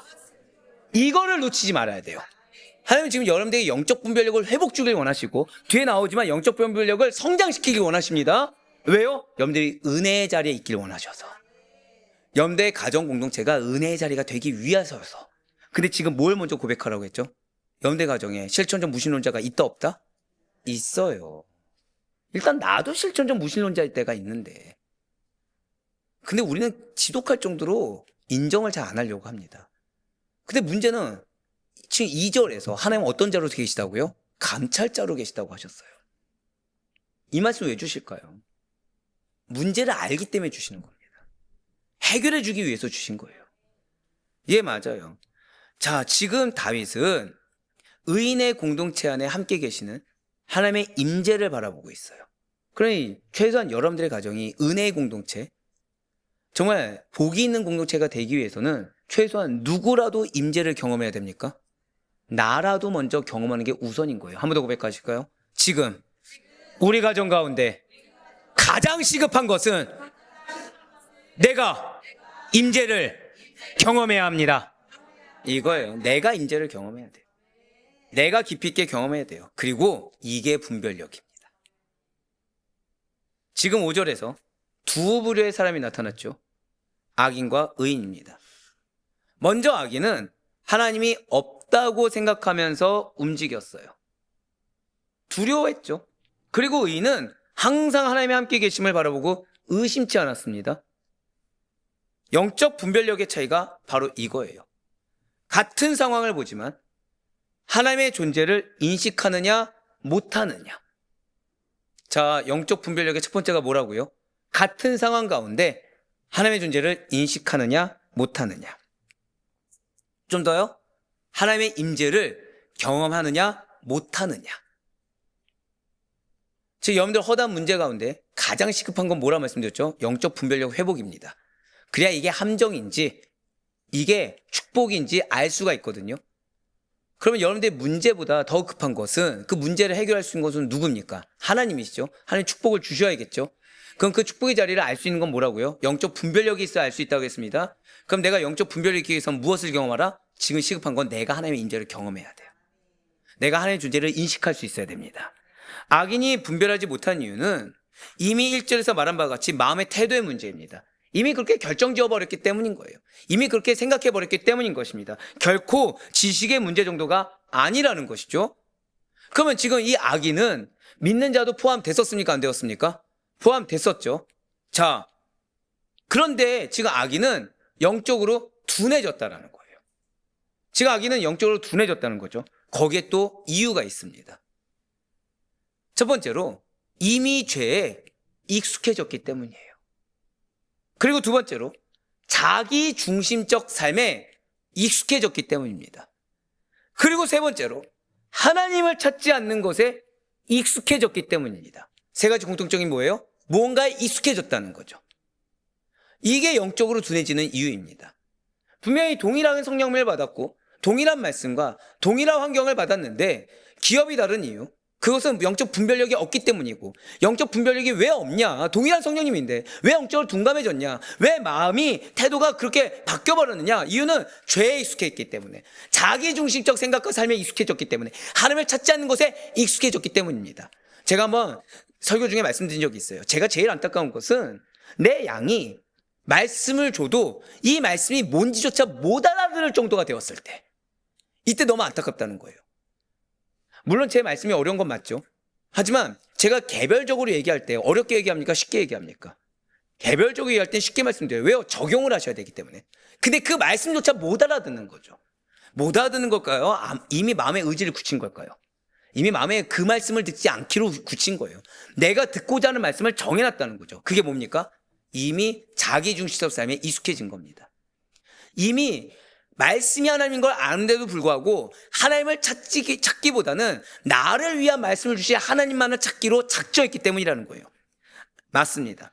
그렇다면 이러한 것에 대해서 해결하기 위해 혼자서 열심으로 하나님을 찾으면 되는 것입니까? 아니에요. 자, 그래서 5절이 중요하죠. 5절에서 하나님은 어디에 계시다고요? 의인의 세대입니다. 여기서 세대가 매우 중요해요. 여기서의 세대는 히브리어로 도르라고 합니다. 도르. 이러한 도르는 단순히 같은 시대에 태어난 사람을 이야기하는 게 아니에요. 우리가 한 세대, 두 세대 하니까 자꾸 같은 시대를 생각하잖아요. 히브리어 도르는 그런 의미가 아닙니다. 이러한 도르는 같은 시대 사람들, 같은 신앙을 가진 집단, 공동체, 이어지는 사람들의 흐름, 계보, 그리고 특정 역사적 시기 등을 나타낼 때 사용되어지고, 거기에 대해서 한번 고백하실까요? 영적인 집단. 영적인 집단을 말할 때 자주 사용되어지는 단어가 바로 이 도르입니다. 그리고 이 표현은 또한 후에 우리가 잘 아는 시편 26편에서도 이는 여호와를 찾는 족속이요 할 때 그 동일하게 족속에서도 도르란 단어를 쓴다라는 거예요. 즉 하나님을 찾는 영적인 세대라는 것이죠. 그래서 지금 시편 14편 5절을 통해 다윗은 영적 분별력에 대해서, 영적 분별력은 혼자만의 능력이 아니라는 거예요. 자, 제가 왜 이 기도학교를 우리 모든 성도들이 다 들을 수 있게 왜 개강을 했겠습니까? 자, 리더가 깨어 있어야 됩니까? 모든 자가 깨어 있어야 됩니까? 근데 가능해요, 불가능해요? 머리로는 불가능하다고 하면서 왠지 불가능하다고 하면 목사가 혼낼 것 같으니까. 그래서 우리가 흔히 교회 공동체나 직장에서 누구를 먼저 교육합니까? 중직자, 리더, 직분자를 양육하죠. 그런데 저는 지금 기도학교는 중직자는 당연하고 모든 성도가 들어야 된다고 얘기하고 있죠. 자, 왜일까요? 그건 영적 분별력 때문이에요. 영적 분별력은 혼자만의 능력으로 성장할 수가 없습니다. 하나님과의 관계 속에서, 그리고 온전한 신앙 공동체 안에서 자라나게 돼 있는 게 영적 분별력이에요. 그러니까 개인적으로는 누구와 관계가 깊은 교감? 하나님과의 관계가 깊은 교감. 그런데 여러분들, 하나님과의 깊은 교감을 내가 왜곡할 수 있는 악입니까? 아니면 절대 왜곡하지 않는 의입니까? 왜곡할 수 있겠죠. 그래서 온전한 신앙 공동체 안이 필요하다라는 거예요. 그리고 이러한 분별력은 또 잘 보시길 바라요. 하나님이 실제로 역사하고 계심을 보는 능력입니다. 그러니까 내가 지금 하나님의 역사를 보냐 못 보냐? 아, 내가 지금 분별력이 있다 없다를 따질 수가 있겠죠. 내가 지금 하나님의 역사를 보지 못하고 있는데 무언가를 판단한다? 당연히 틀린 답이 될 수가 있겠죠. 자, 그러면서 악이 강해 보여도 하나님이 의인과 함께 계심을 믿는 믿음임을 선포하는 것이 또 영적 분별력입니다. 즉, 내 환경은 아무것도 보이지 않아요. 그런데 하나님이 나와 함께 계시다. 근데 문제는 내가 머리도 끝도 없이 홀로 된 거죠. 아무도 없는 거죠. 그럼에도 불구하고 믿는 거예요. 즉, 근데 내가 이게 믿어지지 않는다? 나 지금 분별력이 있습니까? 없습니까? 없다는 거죠. 내가 믿어지지 않는다? 아, 지금 그럼 내가 가장 시급한 거는 내 편을 들어줄 자가 필요합니까? 지금 영적 분별력 회복이 필요한 겁니까? 회복이 필요한 거예요, 지금. 그게 해결의 지름길이라는 겁니다. 그러면서 다 찍으셨죠? 6절에서 다윗은 너희가 가난한 자의 계획을 부끄럽게 하나 오직 여호와는 그의 피난처가 되시도다. 지금 악인들은 무엇을 한다고 나와 있습니까? 가난한 자의 계획을 부끄러워한다라고 나와 있습니다. 정확히는 부끄럽게 한다라고 나와 있다라는 거죠. 가난한 자의 어떠한 작은 시도, 그러니까 연약한 자죠. 연약한 자의 작은 시도를 흔들려고 하는 거예요. 믿음의 결단을 조롱하는 겁니다. 하나님께 맡기고 성실하게 걸어가고자 하는 그 한 걸 한 걸음의 계획을 악인들은 어리석다, 쓸모없다, 그렇게 할 필요가 없다라면서 비웃고 좌절시킨다는 거예요. 그러나 지금 다윗은 매우 강하게 선언하고 있습니다. 무엇을요? 노란색으로 표현된 부분. 우리 다 같이 읽겠습니다. 시작. 맞아요. 우리 한번 더 고백하실까요? 하나님이 나의 피난처이십니다. 그걸 약속하고 계세요. 세상은 하나님의 사람을 약자로 보고 우습게 여기고, 한 번 더 고백하실까요? 나를 약자로 만들려고 합니다. 바로 그거예요. 나를 약자로 만들려고 해요. 걱정해 주는 것 같아요. 근데 사실상 나를 약자로 만드는 겁니다. 자, 지금 여러분들의 가정에서 약속을 누구에게 주셨습니까? 나에게 주셨죠. 그럼 지금 나는 하나님이 함께 하시는 건가요? 홀로 된 건가요? 함께하고 계시죠. 근데 세상적인 이유를 들이밀면서 나를 약자로 만드는 거예요. 가능성이 없는 자로 만드는 거예요. 계속해서 뭔가 위험 요소가 있는 것처럼, 리스크가 있는 것처럼 계속해서 미혹한다는 겁니다. 하지만 하나님께서는, 한 번 더 고백하실까요? 나를 숨겨주고 계십니다. 그러한 믿음의 자녀들을 자신의 피난처 안에 숨기신다는 거죠. 세상은 하나님께 순종하라는 결정을 비효율적이다 라고 조롱하고 정직하게 살려는 선택을 손해보는 길이다 라고 말립니다. 그러면서 하나님을 신뢰하며 한 걸음씩 나아가려는 그 계획을 어리석다, 순진하다, 왜 그렇게 고리타분하냐 라고 하면서 비웃는다는 거죠. 그러나 잘 들으세요. 하나님 관점에서 진짜 어리석은 자는 누구입니까? 하나님을 피난처로 삼는 자를 비우는 사람입니까? 아니면 세상의 요동 속에서도, 죄송한 표현이지만 하다못해 가족이라고 하더라도 그 미혹하는 말을 듣는 것이 아니라, 마음을 어렵게 하는 그 말에 내가 매인 것이 아니라 끝까지 주님의 품 안에 순종하는 사람입니까? 진실로 주님은 여러분과 제가 지혜 있는 자가 되기를 원하십니다. 주님은 우리의 진정한 피난처가 되어주기를 원하신다라는 거예요. 그래서 이러한 4절로 6절까지의 말씀을 통해 기도의 팁을 주시면서요, 여러분들의 기도가, 고백하실까요? 나의 기도가 믿음의 증명이 되고 나의 기도가 실제가 되며 나의 기도가 응답의 열매가 되기를 원하십니다. 지금 보여줄 기도의 팁을 통해 여러분들의 기도가 여러분들의 믿음의 증명이 되길 원하시고, 여러분들의 기도가 실제가 되길 원하시며, 여러분들의 기도가 응답의 열매가 되기를 원하신다라는 거예요. 그러기 위해서 자, 무엇부터 해야 된다고요? 하나님의 백성을 향한 세상의 착각을 먼저 분별해야 된다는 거예요. 그 말이 기준 될 수 있다 없다? 없다는 겁니다. 그 말이 기준이 될 수가 없다라는 거예요. 그러면서 기도는 누가 강해 보이느냐가 아니라 누가 하나님 안에 있느냐를 묻는 영적 질문입니다. 자, 오늘 이거 놓치지 마세요. 누가 하나님 안에 있느냐를 묻는 영적 질문입니다. 하나님 없는 성공은 잠시의 든든함 같지만 결국에는 큰 두려움으로 끝나게 됩니다. 제가 한 권사님을 만나서 얘기 들었는데 자녀에게 유산의 일부를 준 거예요. 유산의 일부를 준 겁니다. 자녀가 그것만 주면 다 될 수 있을 것처럼 얘기한 거죠. 됐을까요? 안 됐을까요? 안 됐죠. 계속 요구하는 겁니다. 계속. 근데 그 어머니가, 그 권사님이 자녀에게 유산의 일부를 줄 때 요구한 게 무엇이었을까요? 딱 하나였어요. 믿음이었어요. 근데 그 자녀는 요리조리 피해 갔을까, 안 피해 갔을까요? 돈 받을 때만 교회 간 거죠. 돈 받을 때만 교회를 가고, 받으면 갔을까 안 갔을까요? 핑계 대면 안 가는 거예요. 그러니까 저보다 어린 나이였습니다. 어린 나이에 많은 돈을 받았어요. 많은 돈을 받았는데 그거에 대해서 감사와 만족과 평안과 기쁨과 행복을 끝났습니까? 계속해서 상실감이었습니까? 계속해서 상실감, 결국 큰 두려움입니다. 이거는 굳이 제가 이런 말씀 안 드려도 여러분들 주변 봐도 똑같습니다. 비웃음을 받아도 여호와를 피난처로 삼을 때, 자, 뭐라 말씀드렸어요? 진짜 지혜가 시작되는 거예요. 자, 세 번째 잊지 마세요, 이거.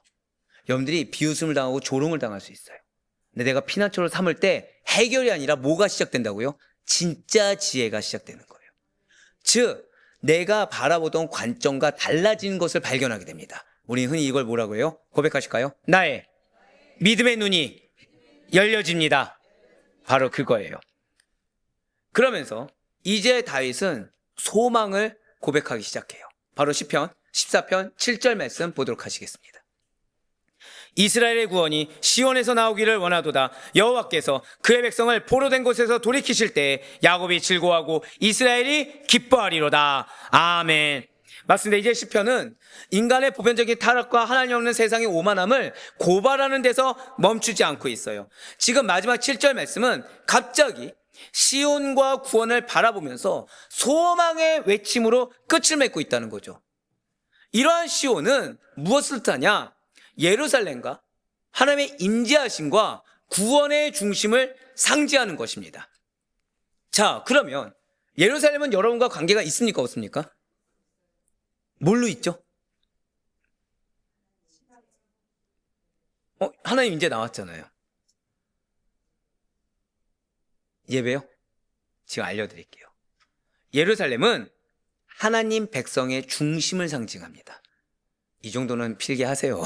네, 안 써드렸어요. 예루살렘은 하나님 백성 중심을 상징하는 거고요. 하나님의 임재하심은 하나님께서 계신 곳을 상징합니다. 그러니까 여러분들이 하나님의 임재를 느낀다는 건 뭐예요? 하나님이 계신 걸 경험하는 거예요.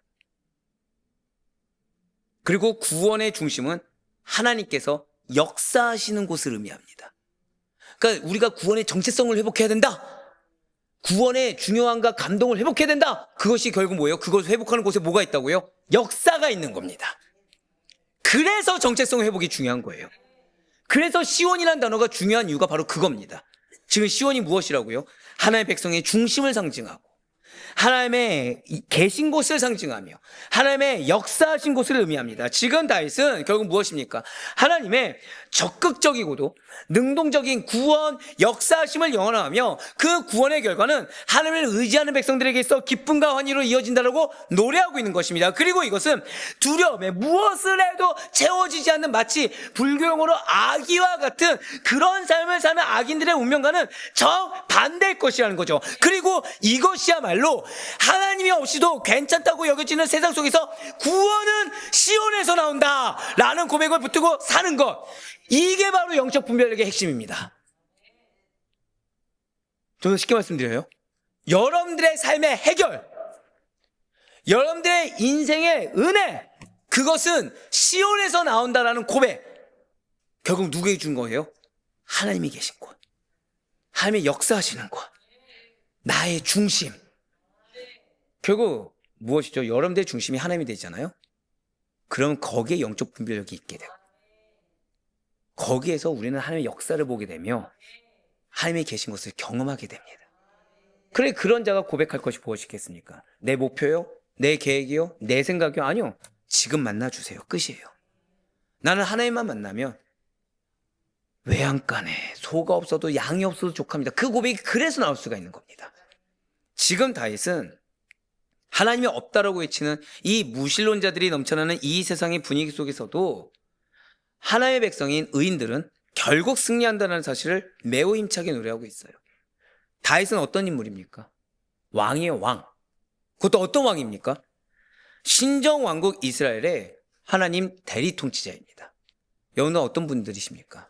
우리 고백하실까요? 나는 영적 리더입니다. 예, 맞아요. 여러분들의 가정 가운데 예수 그리스도 중심 신앙을, 말씀 중심 신앙을 전해야 될 영적 혈관으로서의 영적 리더입니다.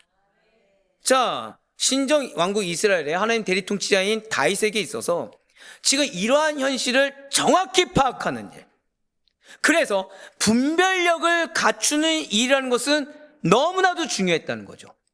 구원이, 해결이, 승리가 주께 있다는 진리를 그냥 혼자만 알면서 끝날 것이 아니라 반드시 하나님의 백성들에게 가르쳐야 될 필수 과제라고 여겼다는 것입니다. 자, 영적 리더에게 무엇이 필요하다고요? 한번 고백하실까요? 내가 속한 현실을 정확히 파악하는 일, 이게 정말 중요해요. 그래서 앞서 말씀드렸잖아요. 문제를 외면하라, 인정하라? 인정하라는 거예요.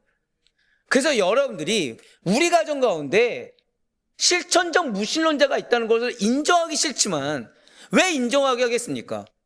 자, 여러분들의 가정 문제 없습니까?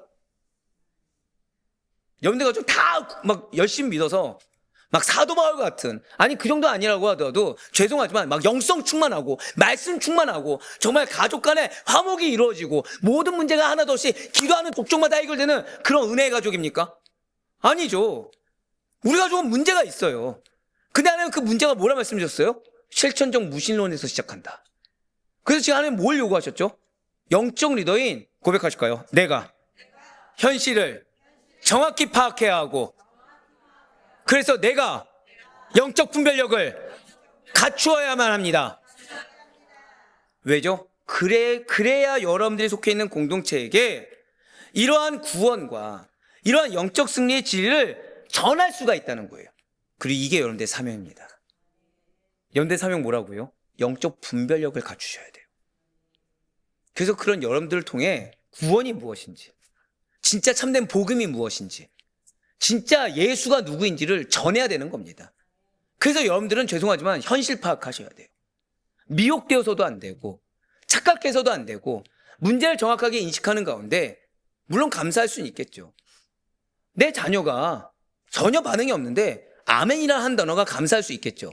하지만 그것이 끝난 것처럼 여기는 것이 아니라 그럼에도 불구하고 아직 갈 바가 멀다는 걸 인식하고 인정해서 조급해지는 것이 아니라 내가 깨어있는 것, 내가 기준을 낮추는 것이 아니라 내가 하나님 원하시는 기준대로 나의 실천적 무신론을 벗어버리고 선한 본이 되는 거. 이게 우리의 사명이라는 거예요. 세상에 넘쳐나는 악의 뿌리가 어디에 있다고요? 하나님을 부인하는 무신론에 있다. 우리 가정의 문제의 뿌리가 어디에 있다고요?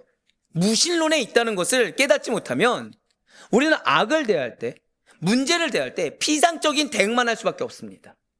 그리고 악한 자들이 세상에 득세하는 현실 앞에서 하나님이 의인의 편에 서셔서 결국엔 승리한다 라는 확신이 내가 얻게 된다고 한다면 계속 업앤다운만 반복하다가 결국 나는 어디에 편승하냐? 악의 흐름에 편승할 수밖에 없게 된다는 거예요.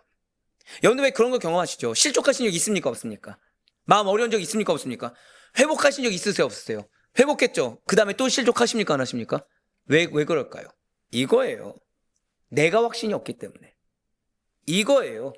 내가 문제가 무신론에 있다는 걸 인지하지 못하기 때문에 내가 깨어 있어야 되는데, 내가 분별력이 있어야 되는데, 아이러니하게 그런 내가 편승해버리고 마는 거죠. 그런 내가 업앤다운을 계속해서 하면서 정작 내 뭐가 안 바뀌어요? 삶의 양태가 안 바뀌고 행태가 안 바뀌게 되는 거죠. 그러나 다윗은 뛰어난 정치 지도자일 뿐만 아니라 영적 지도자로서도 충실하게 섬겼습니다. 그는 죄인들의 실상을 정확하게 꿰뚫어보고, 자, 다윗은 이스라엘 백성들을 사랑했습니까? 미워했습니까? 홀로 됐을 때도 이스라엘 백성들의 사랑을 포기하지 않았어요.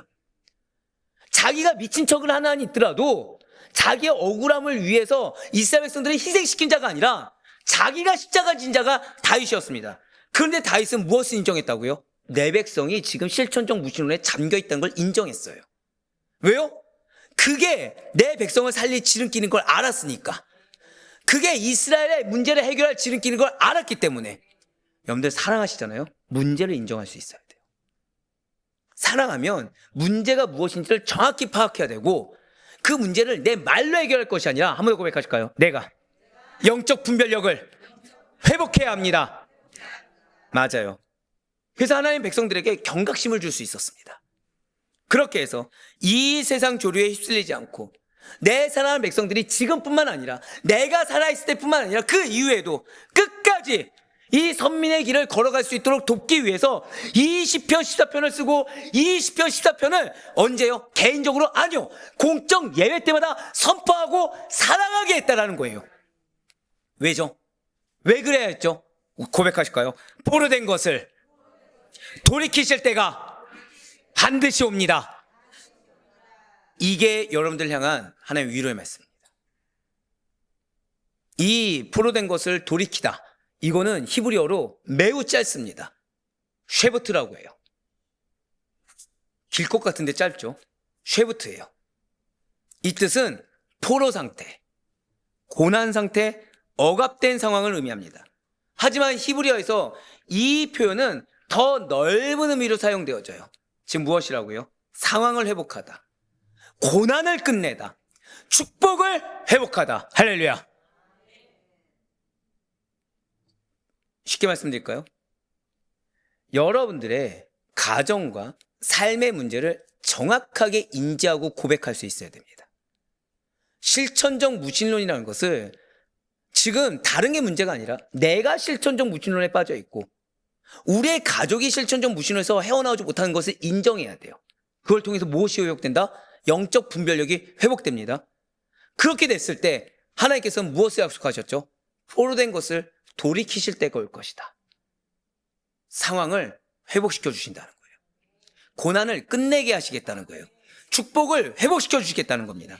그래서 지금 이 말씀은 단순히 역사적 포로만이 아니라 하나님의 백성이 겪는 모든 고난의 회복을 약속하고 있다는 것입니다.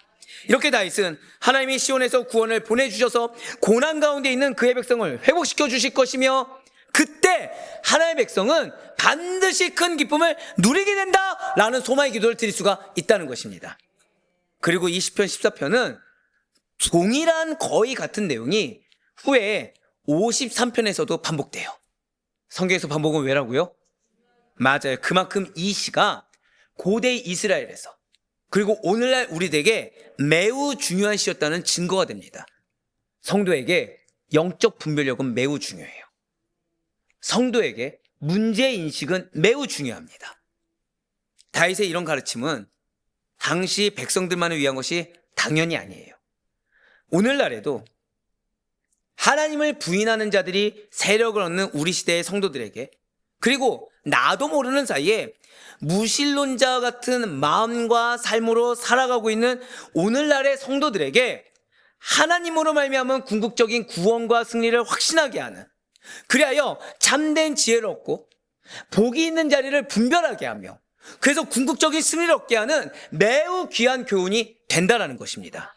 자, 우리 성도 여러분들, 오늘날 우리의 삶에도 이런 선택이 필요해요. 제가 항상 드린 말씀이 있죠. 방해를 왜 하죠, 사단이? 은혜가 있기 때문이에요.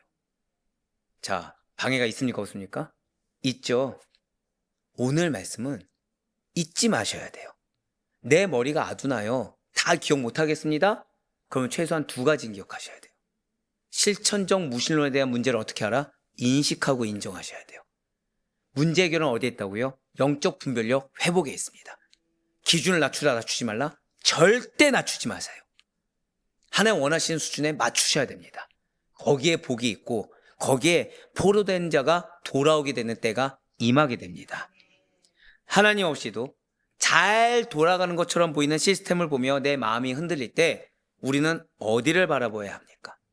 눈앞의 구조와 숫자, 들리는 소리, 사람의 평가가 아니라 시온에서 나올 구원을 바라봐야 돼요.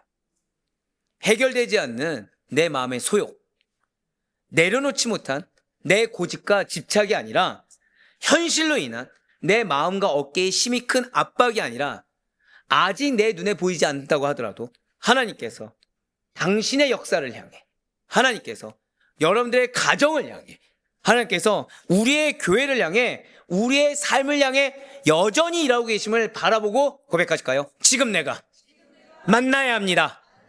맞아요.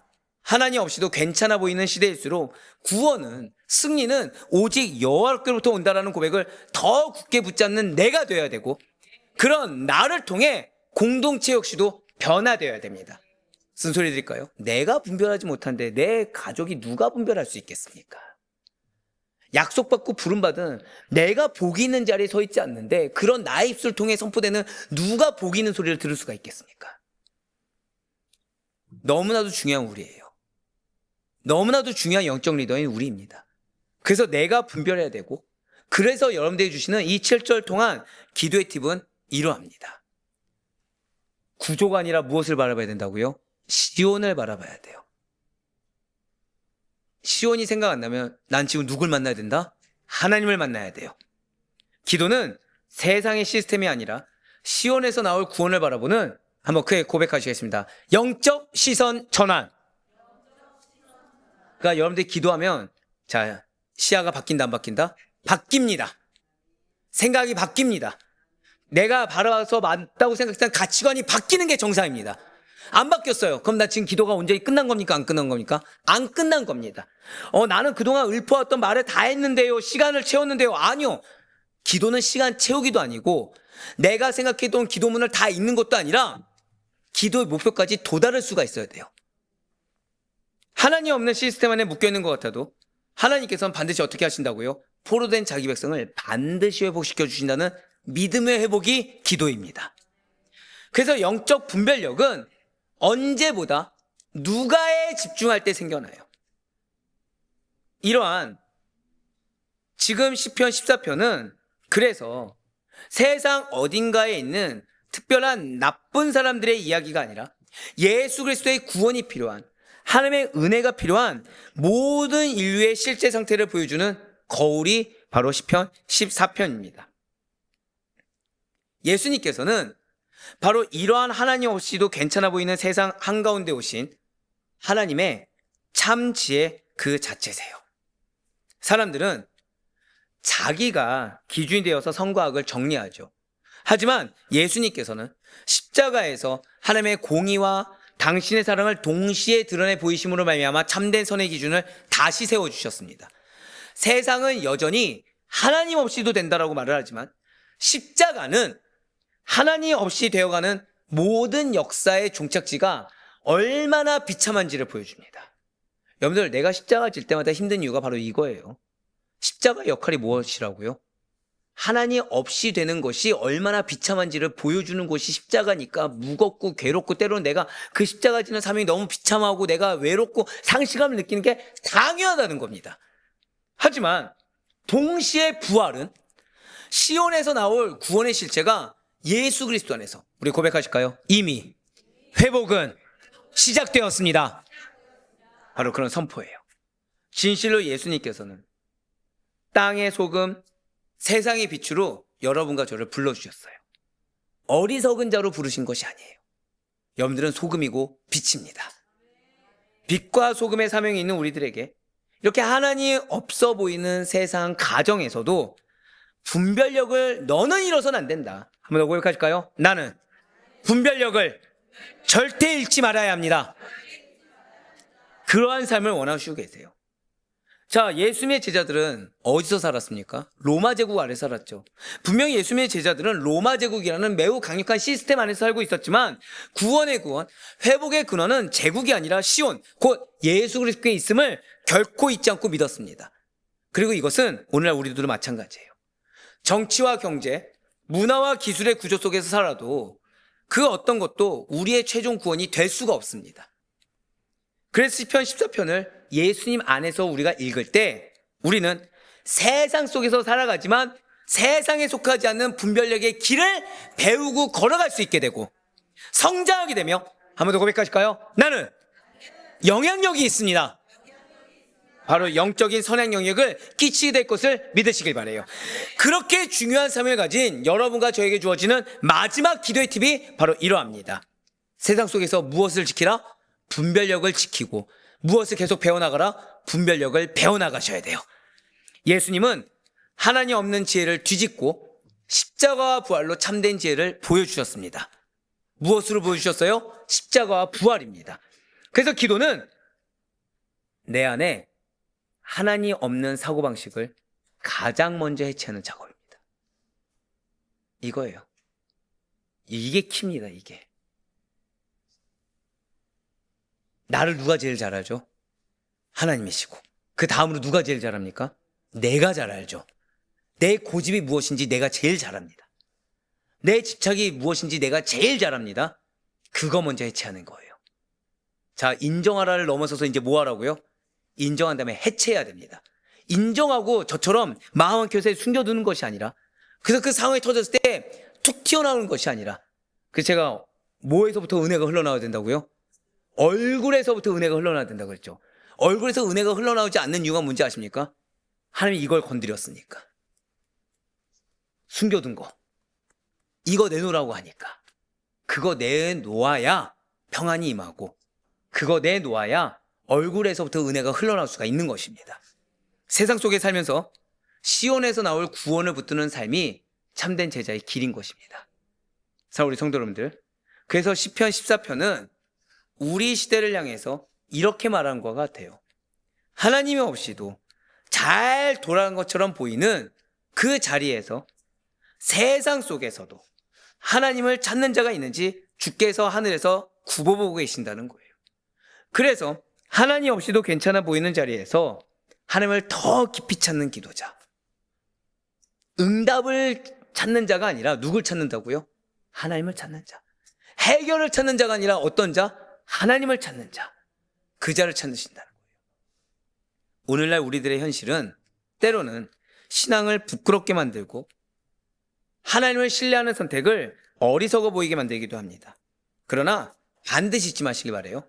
영적 분별력은 인간의 것을 따르는 데서 오지 않습니다.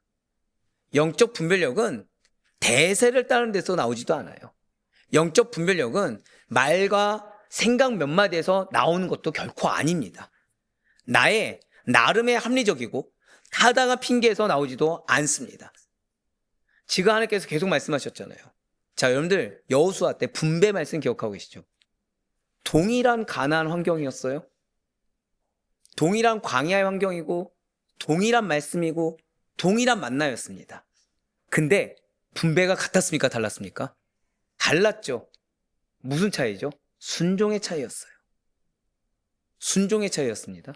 그런데 우리는 그 순종의 차이를 인정하지 않는 7지파도 바라봤어요. 영적 분별력은 다른 데서 나오지 않아요.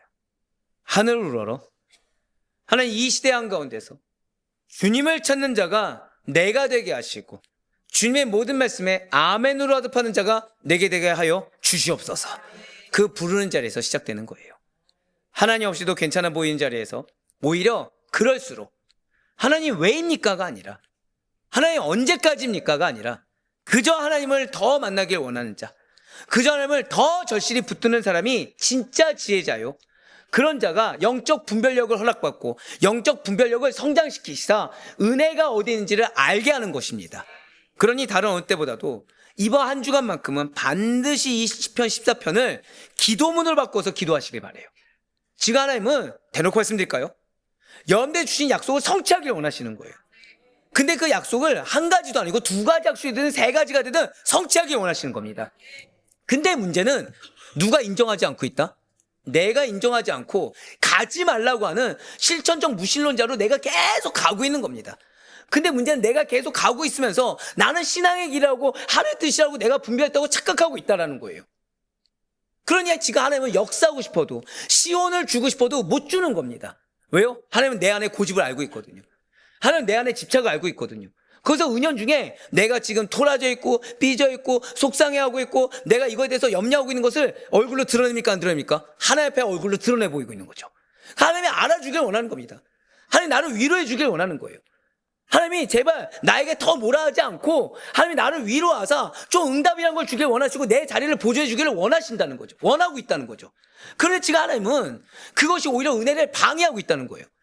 근데 오히려 하나님은 그것이 오히려 지금 여러분들을 영적 통로를 쓰길 원하시고 은혜의 통로를 쓰길 원하시는데 오히려 지금 분별력이 내가 없다 보니까 나는 선한 영향력이 아니라 악한 영향을 끼치는 자로 자꾸 전락하게 되는 거예요.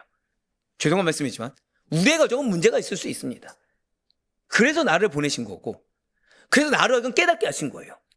그래서 계속 말씀하셨잖아요. 문제를 볼 것이 아니라 하나님을 봐야 된다. 근데 문제는 여기서 또 발생했죠. 그래서 우리는 문제를 보지 않습니다. 하나님을 봐요. 하나님만 봐요. 근데 하나님을 보는 겁니까? 나의 소욕을 이뤄줄 하나님을 보는 겁니까? 우린 또 다른 실천적 무신론자로 가 있다는 거죠. 그런데 하나님은 그걸 안타까이 여기시다. 연대산 가운데 시온을 맛보길 원하시는 거예요. 그래서 누가 깨달아야 된다? 내가 깨달아야 돼요. 우리 한번 고백하실까요? 주여, 내가 실천적 무신론자였습니다. 나에게 분별력을 허락하여 주시옵소서. 하나님 없는 세상의 공기를 마시면서도 하나님을 찾는 기도를 멈추지 않는 제자로 온전히 서 있기를 간절히 소망합니다.